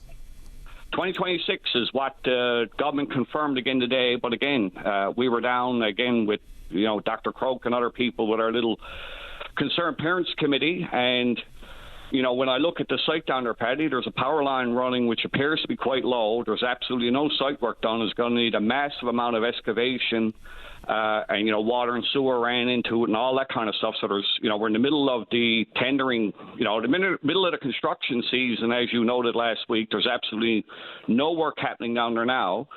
And depending on who you talk to, I mean, our school may be K-4.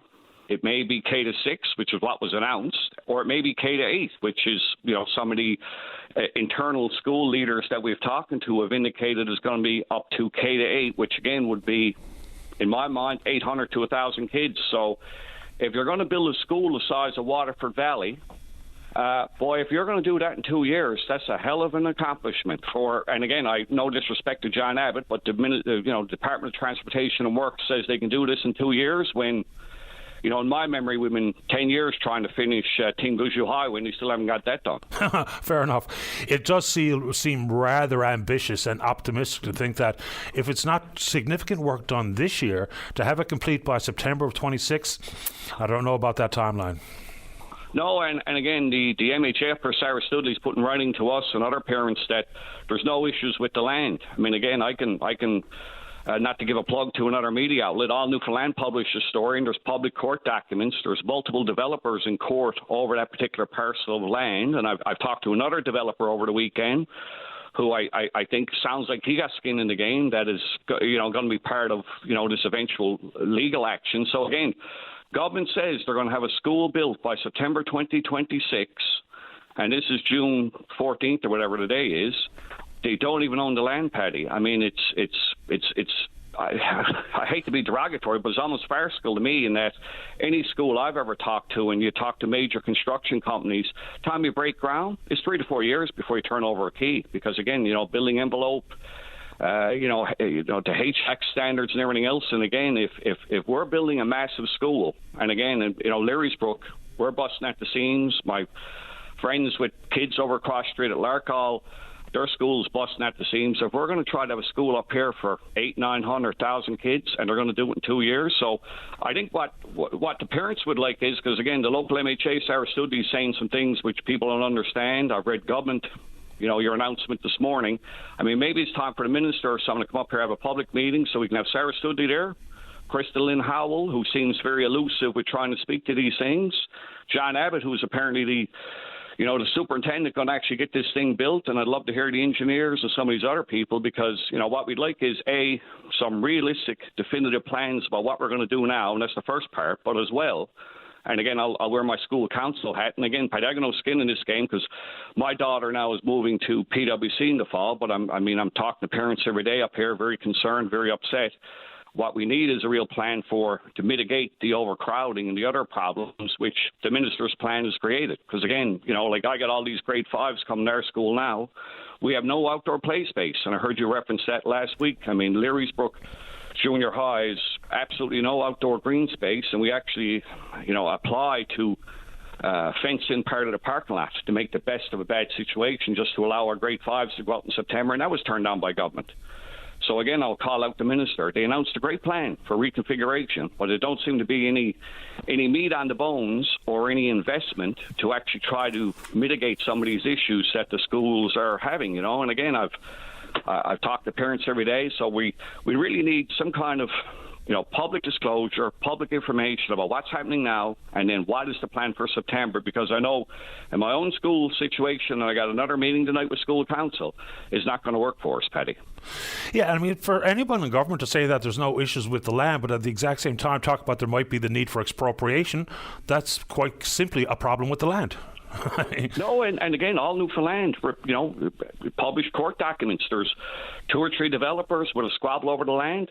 I talked to another well-respected developer up here Friday, just through a personal contact, and asked his view, and he gave me a third name that got significant interest in this parcel of land, because again, if you're going to try to build something like the size of Waterford Valley, that's a massive footprint. And again, I was down at that site with Dr. Croak and some of the other concerned parents, with Paul Dean, and I appreciate Paul taking the time to meet with us and bring these issues forward. I mean, we were down there last week, and I walked in just over a little bank, Paddy. It's all bog and trees. I mean, there's massive site clearing, groundwork, excavation, and then you got to put in water and sewer and fire suppression for a massive, site plan and everything else, and none of that's done.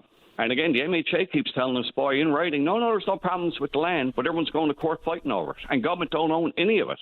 But yet all this is going to be done and built by September 26. So, I mean, look, I think this is I think there's an election coming, probably the fall, and they're going to come up and turn another side up here in September, October, whenever the election is, and tell everyone things are great, but boy, the school bell is coming again in September for us, and we need some immediate mitigation with some of our issues in Larkhall and Learysbrook. And I'm not overly familiar with St. Andrews, but I know they got problems, and I've talked to people at PwC, and they have concerns about new younger kids coming in, their bathroom configurations, the accessibility of some of their space down there. And again, there don't seem to be any investment or plan with what the minister announced. And I know my own personal case. I'm only told because I only speak to my own example. The numbers don't lie. I had 510 kids last week, and in September I'm going to have 560. But somehow this is all going to make overcrowding better. So I hope it's making it better for other people, because it's certainly not helping Learysbrook Junior High. Yeah, and the mention of the potential for it to be K-8, because it really does feel like the reconfiguration at Prince of Wales Collegiate is going to include grade 9 for the foreseeable future. So maybe it will be K-8, but I have no earthly idea. And just to go back to the fact that you made mention of All Newfoundland Labrador, that website, no problem giving them some promotion on this program. I think Alex Bill and his team do great work. Oh, yeah, no, absolutely. And I just want to talk out of turn because, I mean, it's a subscription service. And again, I mean, I've had other parents, send me the court record where, again, but for some reason the local MHA and government keeps telling us there's no problem. Well, again, this is June now, Paddy. I mean, and, if tender's going to get out for this construction season, boy, you're not going to. And again, I was down to the site again last week with Mr. Dean, and we had some media showed up, and VOCM showed up and talked to some of the parents and Dr. Croak and others. I mean, it's just there's nothing happening. There's no work, and again, you're going to build a school to hold 800 people, and you're going to get it all done within by September 2026 is going to be the greatest accomplishment to government. When again, the minister's department has been 10 years trying to finish Team Gushu Highway, because I drive over it every day and I just kind of chuckle to myself. And there's no work going on at Team Gushu Highway this year either, by the way. So, I mean, we really need the Minister Howell, John Abbott, Sarah Studley. Again, all being very elusive with details and all that, to come up here, have some kind of public meeting, A, and tell people what's going on now, and then B, what are we going to do for September? Because I know in our school we're going to have 50 additional children. We've already lost our library.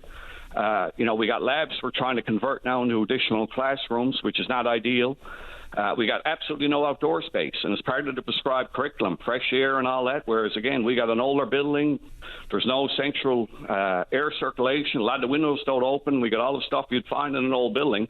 And I'm not even going to talk about Larkhall, because, again, there's parts of that was built in the 60s. And, again, very low ceilings, poor air circulation, definitely not ideal for kids' physical activity and all that. And again, there's just no green space in that neighborhood, and we don't want to push people out on the road with, busy traffic and the mall not too far away and that kind of thing, right? And you can't even add portables. I mean, portables used to be part of the solution, but the footprint of both Learysbrook and Larkhall, there is no place for them. No, I mean, unless you're going to start tearing down houses and go in someone's backyard. Right. That's why, to be honest, I mean, it's not ideal, Paddy, to take part of our limited parking and where the buses come up. We actually wanted to fence that for the grade 5s coming in September, and that was turned down by government. So again, I guess we need staff parking. The buses got to come in, turn around. Exactly. But again, there's absolutely no green space. There's nowhere for portables.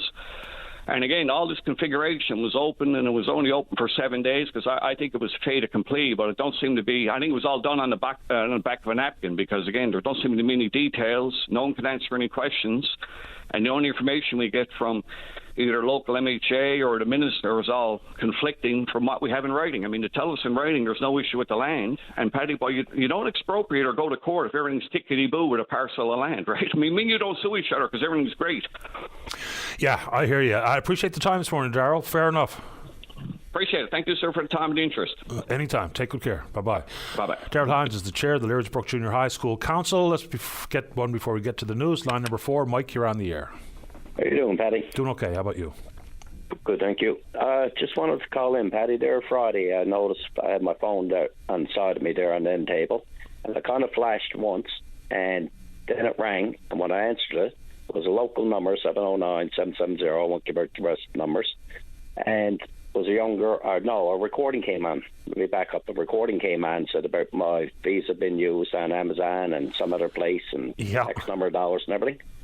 Yeah, $400 with Amazon and $1,000 for international gift cards. That old scam.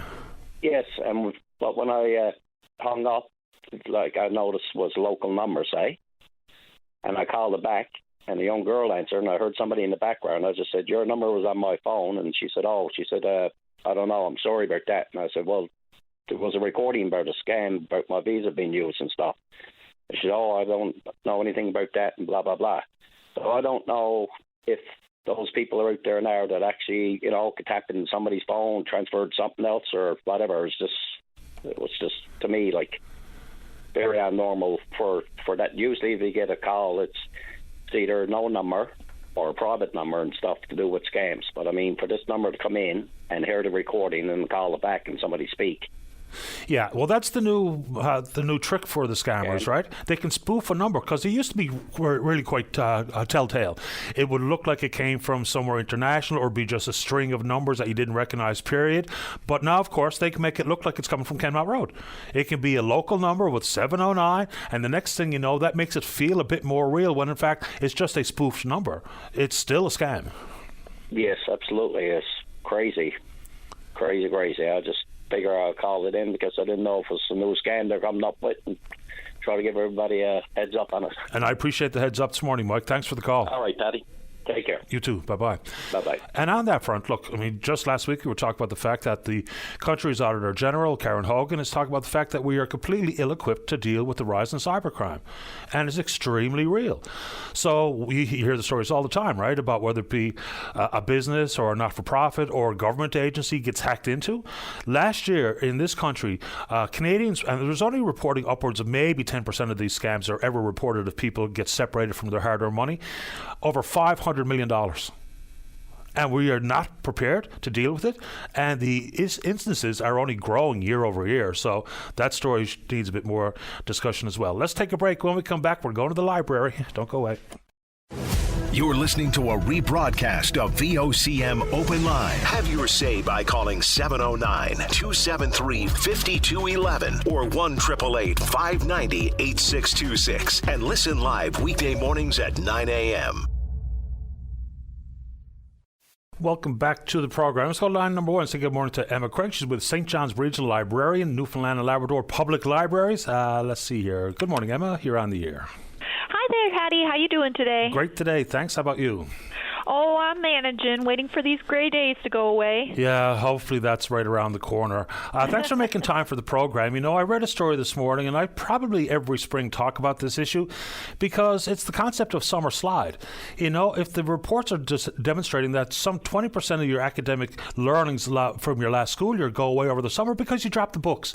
And then's the concept of being forced to read versus having some fun when you're reading. So talk about some of the programs in the school, the summer reading program or the summer reading club.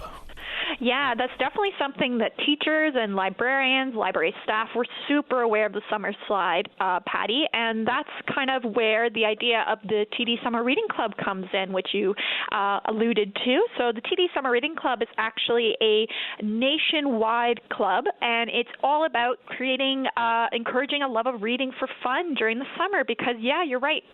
We have seen that their students see a slip in their reading skills, reading comprehension skills, and the TD Summer Reading Club is a way to engage kids by getting them to read more over the summer, whether that's setting fun goals for themselves, establishing prizes, or just coming out to the libraries and doing some fun programs with us throughout the summer all across the province. You know, I really kind of worry about some of these issues because when you add it all up, whether it be with the number of days students are missing on the average here in the province, and the summer slide, and the trend downwards in these reading scores, when you put them all together, it paints a kind of bleak picture. And I'm not trying to put that out there, you know, for some sort of fear-mongering, but in our collective best interest is to have a well-educated public. So programs like this, hopefully people take advantage of them because when you make something fun as opposed to it's a commitment because it's a school requirement, it's a totally different thing. Oh, I definitely think that. There's a whole thing we talk about in libraries and like in other worlds, the idea of gamification with kids to kind of inspire them to want to do stuff. So that's kind of where the reading club gets that idea. The idea of like, let's have this club, let's set goals for ourselves, let's do fun things at your local library and get you out and doing stuff with kids in your community. And I think that's kind of part of the philosophy of the Summer Reading Club in general. Yeah, and then the news story was really quite interesting. Talk about things that you can actually do at home too in an effort to keep your child actively engaged as opposed to, you know, sit down and do your homework. So something like a scavenger hunt or picking up a book about some of the summer activities you like, whether it be books about soccer or books about camping or books about fishing. It's just some of those ideas because then there's a natural curiosity or natural interest as opposed to reading about the Magna Carta. You're totally right about that, Patty. And that's something we tell parents a lot, especially those who do our Kinderstart program. So those are more dealing with kids at a young age and trying to encourage a love of reading. But yeah, finding ways to kind of,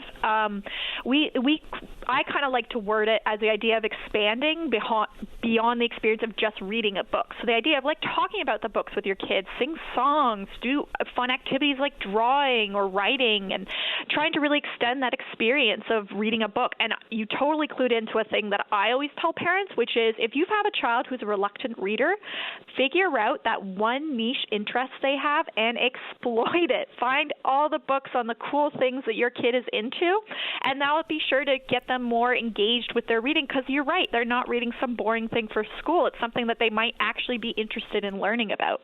Yeah, I mean, it's just such a simple and fundamental idea, but sometimes the easiest ideas are ones that are the hardest to grasp sometimes. Anyway, there's also, the curiosity with nature itself. And I had no earthly idea that there was a bird-watching backpack available at a library. That is so fascinating that you bring that up, Patty, because, yes, we do have our bird-watching backpacks, which were brought to us by our proud partners from Nature NL, and we've had those backpacks now since 2020, and they've expanded to many different locations across the province. And I'm happy to report that Nature NL and Newfoundland Labrador Public Libraries, with support from the Outfitters and NL Hydro, just launched our new marine backpacks just this weekend in honor of World Oceans Day. So while our birdwatching backpacks are focused more on avian life, the marine backpacks are for people who enjoy whale watching or seabirds or just enjoying and trying to spot different animals out in the oceans, and they launched just in time for the summer. So what's included in that package? Sorry, can you repeat that? So look, I know it's included in the bird watching backpack, so binoculars, checklists of birds, and those types of things. What's in the marine package? Very similar material. So each one comes with some sort of guidebook. So for the adult ones, they come with a guidebook on whales and other marine life.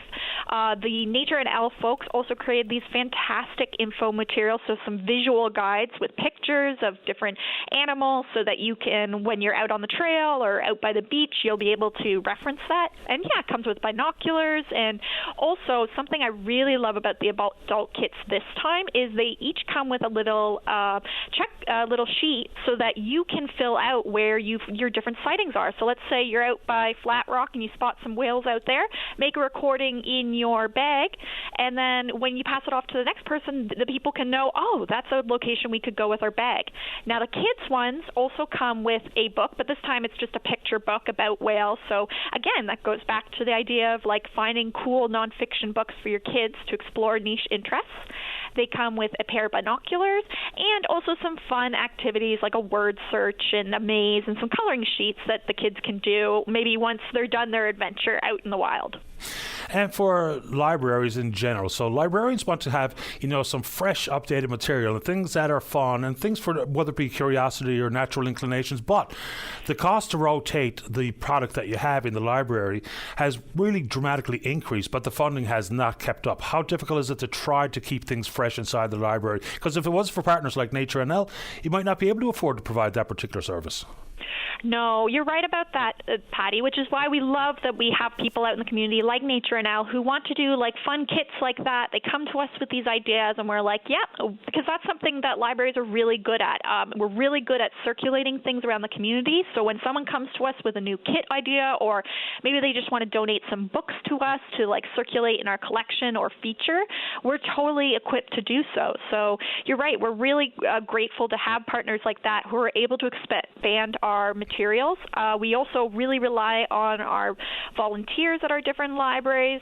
Here in St. John's, we have the Friends of the St. John's Public Libraries who do a bunch of fundraising for us. So we just recently had our big spring book sale, which raised us a bunch of money that's going to go towards our library collections and services. And of course, our library board, the St. John's Public Library Board, does a lot of advocacy work for us as well to help with some of the issues that we see with trying to keep our collections relevant and updated. Yeah, Yeah, and I mean, the libraries are not just books and periodicals. I mean, you can get a musical instrument over there and some of these bird watching backpacks and the marine life awareness stuff. I mean, it's just fascinating. Board games, playing a board game too is actually part of reading comprehension, if you boil it down. It really is, yeah. I think that was part of the reason we wanted to have them in libraries, beyond like just wanting to provide our patrons with something different to check out. But you're right, and that goes back to the idea, Patty, that there's so many different ways to engage kids with reading beyond just picking up a book. A board game's a great way to do that. 100%. Emma, anything else you'd like to tell the folks while we have you? Well, just wanted to let people know that as of today, June 10th, it's actually what we call the Get Your Summer Read On period for the TD Summer Reading Club, meaning that many libraries will begin their registration to get your kids into the club, setting their reading goals. Now, there's obviously no rush. We just like to let people know this is when we start doing the big push, being like, hey, remember this cool program we do every year? Well, it's starting soon. And just that here in St. John's, we'll be having a bunch of cool programs, and as well as across the province. So definitely, anybody listening, tune into your local library and find out what cool things they're doing for your summer reading club. Good to have you on the show, Emma. Thanks for making time. Always a pleasure to come on, Patty. Take care. Bye-bye. Bye-bye. It's Emma Craig, St. John's Regional Librarian with the Public Libraries. Last week, there was an announcement by the provincial government the establishment of a Newfoundland Labrador Disability Benefit. We'll talk about that with the Executive Director at the Coalition of Persons with Disabilities. That's Nancy Reid, right after this. Don't go away. Welcome back to the program. Let's go to line number 2. Say good morning to the Executive Director of the Coalition of Persons with Disabilities. That's Nancy Reid. Good morning, Nancy. You're on the air. Good morning, Patty. How are you today? Doing very well, thanks. How about you? Doing great, thank you.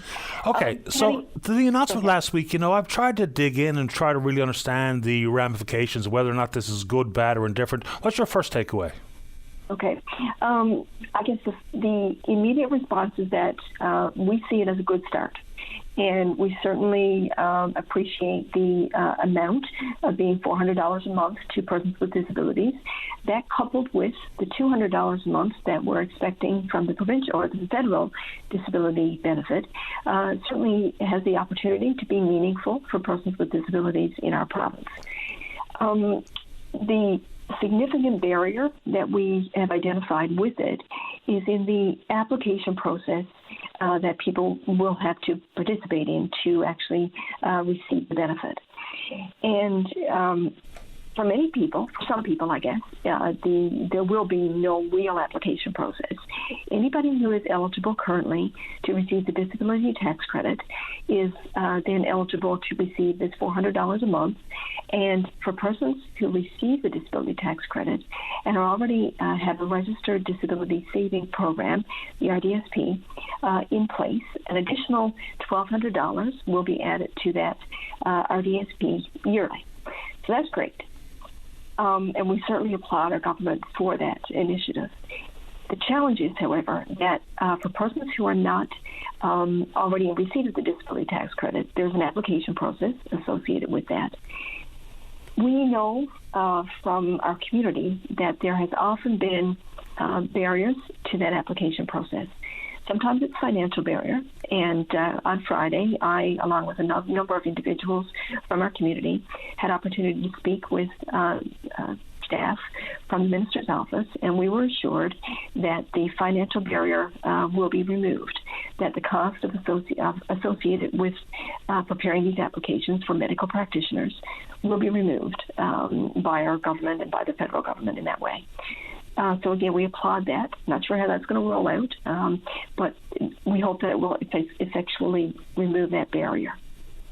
In addition, though, there's still a barrier with the disability tax credit because we know that historically a number of individuals who have barriers to employment, who live below the poverty line, and are persons with disabilities find it really difficult to become eligible under the disability tax credit.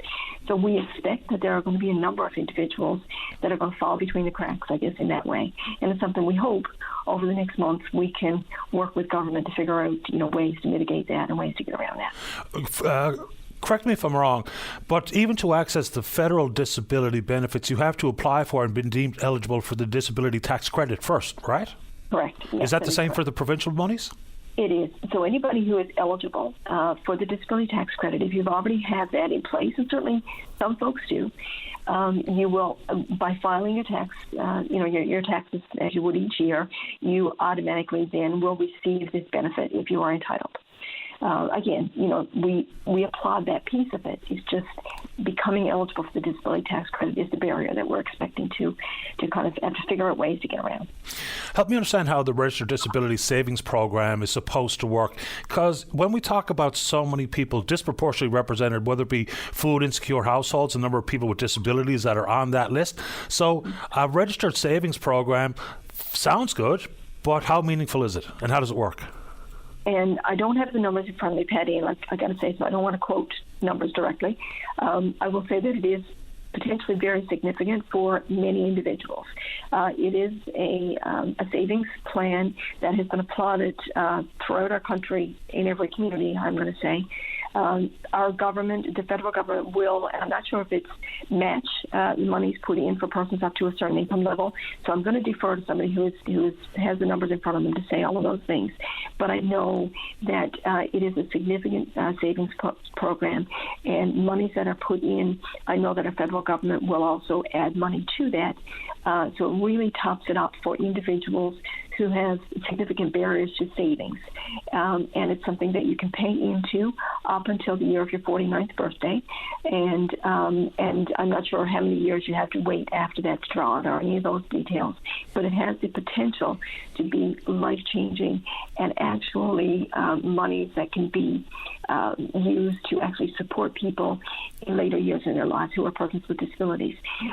So, again, it's something we really applaud from the community, and I'm very appreciative that the provincial government this year has added that $1,200 a month to the RDSP, in addition to the $400 per month, cash that goes into a person's bank account. So just so I'm clear on the ages. So for the RDSP, it's available for up to the age of 49, but for the disability benefit period, it's eligible between the ages of 18 and 64, right?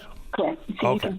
you can pay into the RDSP until you're 49. Okay. But you will be able to receive the disability benefit until your 64th year in that way.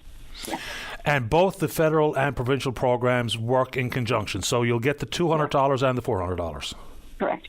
And I will say, Patty, something that, a number of us in the community has been very vocal about, especially over recent months, is the importance of any of these benefits, that when one of these benefits is received by an individual, that other existing benefits are not removed.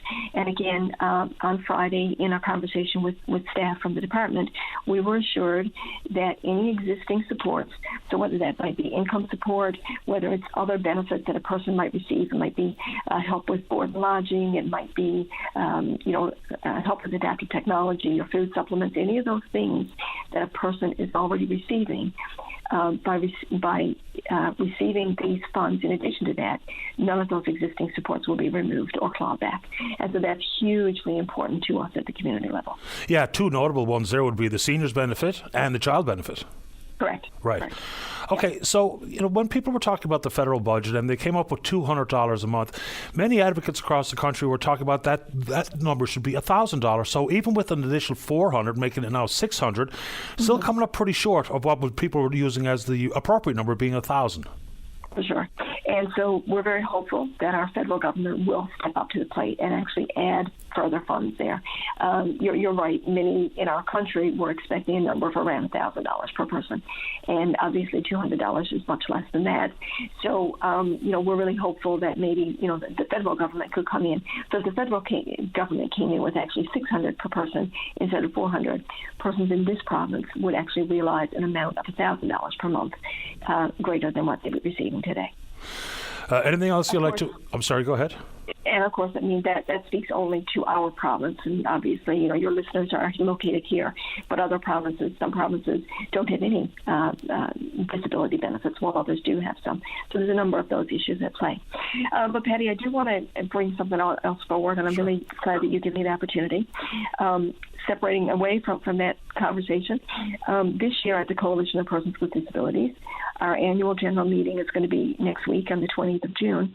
And at that time, we'll be announcing the scholarship winner, our annual high school scholarship winner. So I'd just like to bring the information forward. I know that the information has been circulated a couple of weeks ago to all the high schools in our province, but this year there will be an amount of $2,500 in a scholarship, and that's done in partnership with Synovus Energy. And to be eligible for the scholarship, you must be graduating high school this year. You must be a Canadian citizen who self-identifies as living with a disability. And you must be entering a Canadian post-secondary institution in September. One of the criteria is that the individual must be enrolled in a post-secondary program that's within the oil and gas sector. As I said, funding is being provided by Synovus Energy. And when I say within the oil and gas sector, that's a really broad area. It can be anything from earth sciences, engineering technology, business, office administration, information technology, and the list goes on and on.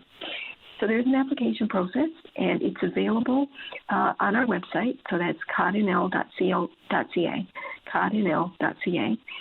The application deadline, again, is Friday of this week, so the 14th of June. And the application process is available on that site. It's near the bottom of the page. Just scroll all the way down. There's a 4-page application. We really like to award a scholarship to a person who can demonstrate not only their academic achievements, but community engagement and career goals and that type of thing. So we really encourage people to apply. We never get a lot of applications. We always get a few. And it's open to any person graduating from high school, going to post-secondary in September, who identifies as a person living with disability in this province. When you've completed the application, you can just simply email it to info@cardinal.ca. But again, all of that information is on our website, cardinal.ca. I appreciate the time this morning, Nancy. Thank you. Thank you, Patty. You're welcome. Bye-bye. Nancy Reid is the Executive Director at Cardinal, the Coalition of Persons with Disabilities. And, I'll put it back out because I do think there's still a lot of conversation to be had about the reduction in the amount of money transferred to the province in the Labour Market Transfer Agreement. So in 2022, or the fiscal year 22-23, $3.5 billion. They've taken away some $635 million of it. There's still $142 million in this province that these support agencies can avail of. But there is a reduction of almost $17 million, which has jeopardized a lot of important programs, which is a strange place to cut money when we're talking about folks who are literally and by definition the most vulnerable. Let's take a break for the news. When we come back, plenty of time for you. Don't go away. Welcome back to the show. Let's go to line number 4. Say good morning to the independent member from Mount Pearl Southlands. That's Paul Lane. Paul, you're on the air. Good morning, Patty. How are you this morning? Not too bad, I suppose. How about you? I'm not doing too bad at all, sir. Good. Patty, once again this morning I want to talk about, I guess, the concept of accountability. We've talked about that in many forums in a number of conversations we've had. I think I may have raised this particular issue in the past. I'm not sure with you or with Linda, but anyway, I just want to revisit.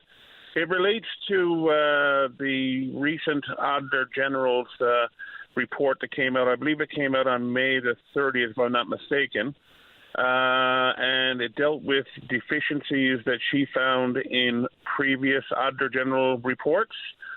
And I guess the gist of it was she had looked at a number of reports that her office had released from 2016 to 2020, looked at those reports and the recommendations, and then went back to the departments to see which of those recommendations had been implemented and which recommendations had not. And I believe in this report, I believe she's reported that I think there's about 40% or thereabout 40% or more of the recommendations were never implemented. And of course, I think the Public Accounts Committee of the House now have come out and said that they're going to be investigating this and so on. But here's the problem, I guess, and here's the issue. I mean, it's one thing to have the Auditor General to be able to come in and do her very important work. But that work is not going to be beneficial unless we have follow-up. And while we might say, okay, well, there was follow-up, the reality of it is that this is 2024, and the recommendations that we're talking about that weren't implemented, according to what I read there, the majority of them were reports that were done in 2016, 2017. So that's 7 to 8 years later, we're going back and discovering that all these things that were recommended to be done were not done. And now the Public Accounts Commission committee will investigate it. That'll probably be sometime this fall and so on. So, you're into 7, 8, 9 years before you have any meaningful follow-up. By the time you actually have the follow-up, perhaps half the people or more that were responsible for implementing these things to begin with maybe moved on to another department. They could be retired. They could have resigned. Who knows? So you have no real true accountability. So I think that, it talks to the need for some more systemic change in the way that we hold people accountable for what they're supposed to be doing in government. And, there are different things we can do. One thing that comes to mind for me as an example would, why not have, for example, if the Auditor General, and this could apply to consultants' reports, it could apply to other officers of the House, but just speaking to the Auditor General, if the Auditor General comes out a report with a bunch of recommendations, why can we not have, for example, a spreadsheet that would say, this was the report, this is what was found, these are the recommendations, and then to have a section on that spreadsheet where once those recommendations have been adopted and changes made, then it would be signed off on that spreadsheet, if you will, to say this has been completed, that's been completed, the date that's been completed, and make the minister responsible for signing off on those things, and do it in terms of proactive disclosure, have it available to the public on the government website so anybody can go in at any time to see what has been done and what has not been done. We shouldn't have to put in an access to information request to find out. We shouldn't have to wait for 5 or 6 or 7 years later for the Auditor General to get around to revisiting reports to see if the work was done. It should be there for the public to be able to see so that we can hold, the government of the day, whatever government it is, to hold them to account that if things are not being done properly, they're pointed out by the Auditor General, and recommendations are made to make sure that they're implemented. And if there's a legitimate reason why they can't be implemented or doesn't make sense to implement it, then that should be contained on that spreadsheet to say this was not implemented, this is the reason why, and again, to have it signed off by the minister so that, again, we have accountability.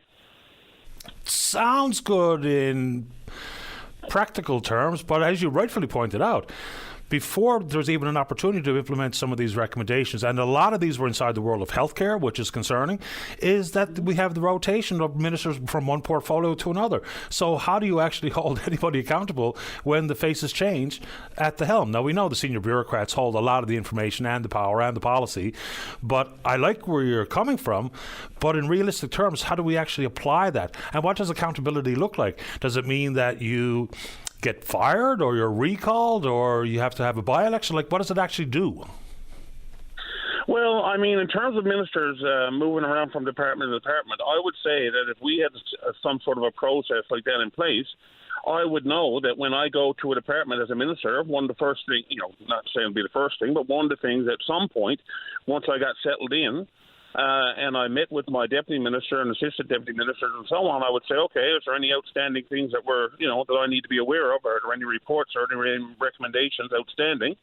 And then I would have to be then responsible for it. Now, obviously, it's going to be the staff through the deputy ministers and so on that, as minister, I'm going to direct to get things done. But while I'm there, I guess I would be the one responsible for it. And at least we have some sort of accountability. And yes, I understand when it comes to the ministers and so on, barring recall legislation, which is a debate unto itself, one would argue that the accountability comes at the ballot box. But certainly, do we ever hear of anybody, when we see these, like when we saw these things with the school board and this outrageous stuff that was happening with renting wheelbarrows and extension cords and all this kind of stuff for thousands and thousands of dollars, and lots of things we've seen. in government who actually gets held accountable. Who got held accountable during the Muskrat Falls inquiry and all the scathing reviews that came out of that? All we saw was, golden handshakes and so on. So, at the end of the day, we have to have accountability, and that means if pink slips need to be handed out, then so be it. Yeah, let's talk about them one at a time. So be it. One at a time. So with the education-related matter, which was disgraceful, and people purposefully bilking us out of our own money here, so someone down on the Burin Peninsula faced a criminal charge. I believe one person at the NLST at that time lost their job, but that's the furthest thing from accountability. In fact, all it really did is cost us another $2 million for the oversight to be in place, which is completely and utterly pathetic. I mean, people were splitting invoices on purpose to keep it under, I think it was $500 that would have required a supervisory sign-off. So, I mean, that was disgraceful in and of itself. Now, on to LeBlanc. So, in the Muskrat inquiry, I mean, there was names disclosed. And some of them just moved on to better jobs inside the government, and nothing's really happened. We heard that there might be some further civil investigations and or civil trials. We heard that there might be some criminal investigations, and since, not a peep. Not a word. It's nothing but crickets, and that's what we continue to see and hear all the time inside of government. And I guess if we're going to have accountability, it starts at the top, and it really requires a government and administration, whatever stripe that might be. I'm not picking on this one. This one is no better or worse than perhaps the one before and the one before that. That's not what it's about. But at the end of the day, it does require, when we elect the government, the mindset has to be there that we are going to have true accountability, that we are going to truly do our level best to be as open and accountable as possible and to hold people accountable. And if that means, like I said, if that means pink slips being handed out from time to time where warranted, so be it. If that means having to call in authorities and so on, so be it. But at the end of the day, governments of all stripes are tasked with managing the people's money. And when you see, for example, Auditor General's reports like this one, showing that, we did reports on very serious matters, there were recommendations made, and absolutely nothing was done about it. And here we are 7 to 8 years later now finding out, and we don't know if we'll ever see any accountability. I would say that's not good enough. So we need to do better. And just on that note, tomorrow morning, sometime after the 11 o'clock news, Denise Hanrahan, the province's Auditor General, will be on this program. So we're going to chase it again tomorrow. Absolutely. And Ms. Hanrahan and her staff are doing a great job. She has a very important role to play. But she does not have, but the office doesn't have teeth. She can do the investigation. She can find out what's going wrong. She can report what's going wrong. She can make recommendations to fix it. But only the government of the day can actually make sure those things are implemented and people are held accountable. And that's what we need to make sure our governments are doing. Appreciate the time, Paul. All the very best, Paddy. Have a great day. You too. Bye-bye. Okay, bye. All right, final break of the morning. When we come back, we're going to talk about police and firefighters. Don't go away. Welcome back to the show. Let's go to line number 1. Patrick, you're on the air. Yes, good morning, Paddy. How are you? Doing okay. How about you? Good, bye, good. Great. Yeah, I'm just calling about it. I've been living down in the northeast of Avalon now all my life, and there seems to be, to my mind, I know I am getting older, but there seems to be more of a lack of police presence in the area than what it used to be. I know in Torbay there for a while down at the where the town hall, the RNC used to have an office for a short time, and that was kind of neat. If you had a problem, you could go down and talk to someone face to face instead of emailing in your issues or whatever you had to do. And it was a great little convenience, and just having a couple of police cars parked outside that building, showed, it was, not a show of force, but, showed that there was a presence in the area. And, like I know myself and like yourself, you're paying, to drive on the road, you're paying a lot in insurance and in licenses and all this kind of stuff to keep your rig on the road. But you can come down here anytime, and there's dirt bikes driving up and down the road flat out. There's an elementary school here in the area and a daycare, and there's no regard. one time, you know, the kids would go, you know, across the road and sneak on their bikes so they could go on a trail or something like that. But now they're on the road more than they're off the road. So, you know, it's a bit disheartening. I know I came home the other night and I was making a left turn in all that fog we had, and, you know, minding my own business. Next thing I made the left turn, and geez, I just nearly missed this young fella at about, you know, 9:30 in the night, coming down the road, no lights on the bike, no nothing. And if I didn't have the kind of, you know, be more careful, he could have been in the side of my rig, and then, you know, it would have been a tragedy on your hands, you know, and I would have felt the worst in the world, even though it wasn't my fault, you know. It's just, it's a little disheartening to see, you know, I think the bar has been lowered, you know, down this way compared to, and I'm sure it's a problem. I'm sure you go to any little town or anywhere, I'm sure it's probably the same, you know? You know, well, they've added to the ranks. There's more police working in the RNC than there have been in years past, but of course add to a few different things. They've expanded their geographical footprint and their responsibilities to pick up the slack where the RCMP have kind of fallen off. And of course the RCMP still has huge vacancies. When it comes to traffic enforcement, you know, nothing slows you down quite like a police cruiser, but like in Mount Pearl and Portugal Cove St. Phillips and other communities looking at doing some municipal policing simply about things like Highway Traffic Act enforcement, not talking about, you know, making arrests regarding criminal activity, what have you. But, I mean, that could absolutely help. And I don't know why more communities don't entertain it, to be honest. Yeah, there was a, you know, a company down here. I'm not going to name who they were, and I guess, you know, when they would see, you know, something going on, and I realized with the kids, you can't get in the cruiser and chase them flat out like it's 1975, you know, and you know when the poor, you know, but these, I think the parents know, like I'm pretty sure, like at Holy Trinity High School or any of these places, like I'm sure the kids, there's kids taking their machines to school.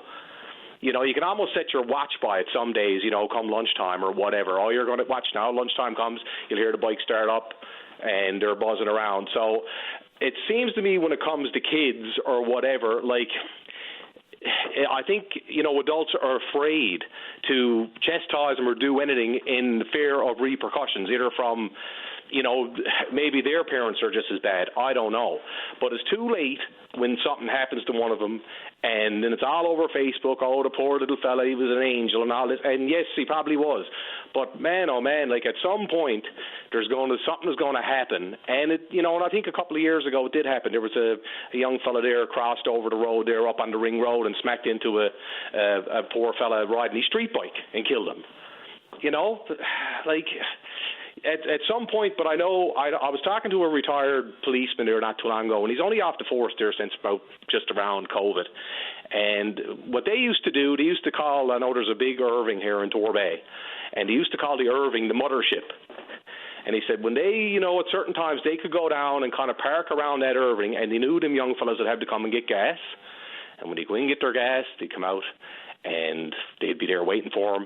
And I know a friend of mine who had a four-wheeler, he went in to get his gas, and when he came out, the lady policeman was there, or a police person, and he ended up with a $900 fine. So even from a pure business point of view, like if they were to catch something, like there's money to be made, even if you don't look at it from a, you know, a sensible kind of way, and you just look at it as a business. There's money to be made there if they want to, but like these rigs need gas. But you don't see it now. Whether, you know, I wish if someone could call me out and say, "Mister, you know, you're wrong. We got the stats to prove we're catching them," and I'd be all right by. Like I realize you can't catch them all, and maybe they are catching them. I don't know. You hear stories out around Spaniards Bay and stuff for that area sometimes where they do nab them. I know you only hear the good news stuff when it comes up. I'm sure lots of stuff slips through the cracks. But I'm not really sure what the answer is. I know you can't chase them. I know that because they're only kids.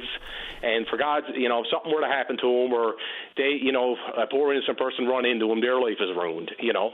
So it's a tough one, I know, you know, but I think I got a feeling this is probably a universal problem, but it's just hard, you know, when you got to pay so much insurance for your car and you got to go up the road and it's costing you a fortune and you can just, you know, why don't we all just get dirt bikes and buzz around for nothing, you know? Yeah, I mean, I know we're not going to be able to stop the dirt bikes with anything but police intervention, but even just the concept of slowing people down on the roads, and I'm in the minority, so be it, but I really do think the speed cameras are a good idea, and I'll be told they're not for a variety of reasons, but I'm sticking with it because that will eventually start slowing people down. Just think about how much money would have been brought in with those 94,000 warnings that were sent out in just 3 months in 2 communities last year. Yeah. Patrick, anything else quick before I sneak on one more call? No, I was just having a little rant there this morning, Paddy, and I appreciate the time, but I just feel that, as down this way, and I think everywhere in society, the bar is starting to lower, and what you can get away with, what you can do, it just seems to be getting, yourself. It was different. I know I got a feeling myself, and you were around the same age, and you had to fear your parents when you came home. If you did something wrong at school, or if you did something wrong, you were going to get it at school, or you were going to get it when you got home. And I'm not saying you got to bring that kind of mentality back and be frightened to death, of adults and stuff. But there's a lack of respect. There's a lack of respect. There's a lot of that going around. Patrick, I appreciate the time. Yes, sir. All right, Paddy, talk to you, buddy. Take care of yourself. Bye-bye. Bye-bye. All right, final word this morning goes to line number 4. Good morning, caller. You're on the air. Hi, how are you doing? Doing okay. How about you, sir? Good. My name is Brad Haley. I'm a concerned parent from the Learysbrook Larcall PWC school system who wanted to just have a little bit more of a chat about the announcement that was made this morning. Yep, go ahead.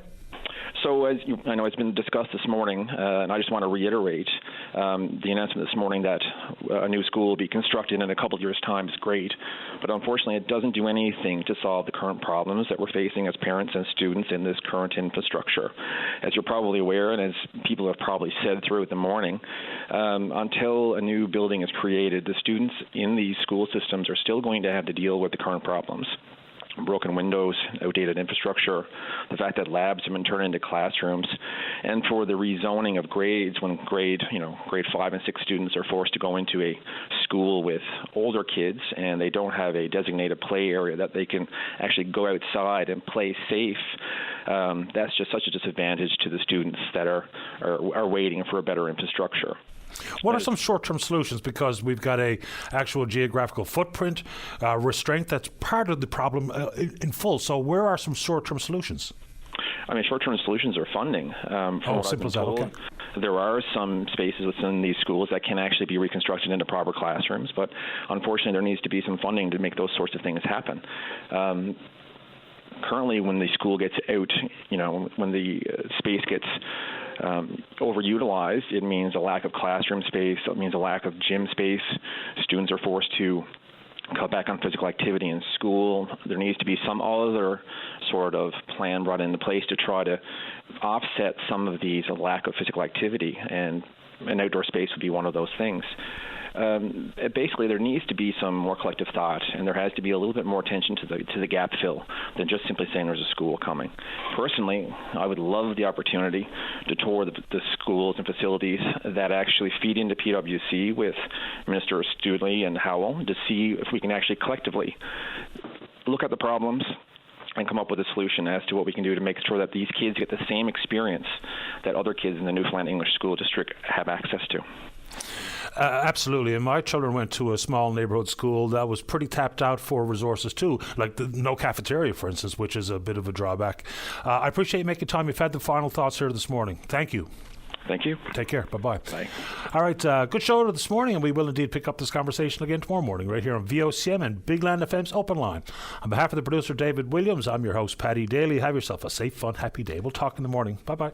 Step into the world of power, loyalty, and luck. I'm gonna make him an offer he can't refuse. With family, cannolis, and spins mean everything. Now, you wanna get mixed up in the family business. Introducing The Godfather at ChumbaCasino.com. Test your luck in the shadowy world of The Godfather slot. Someday, I will call upon you to do a service for me. Play The Godfather now at ChumbaCasino.com. Welcome to the family.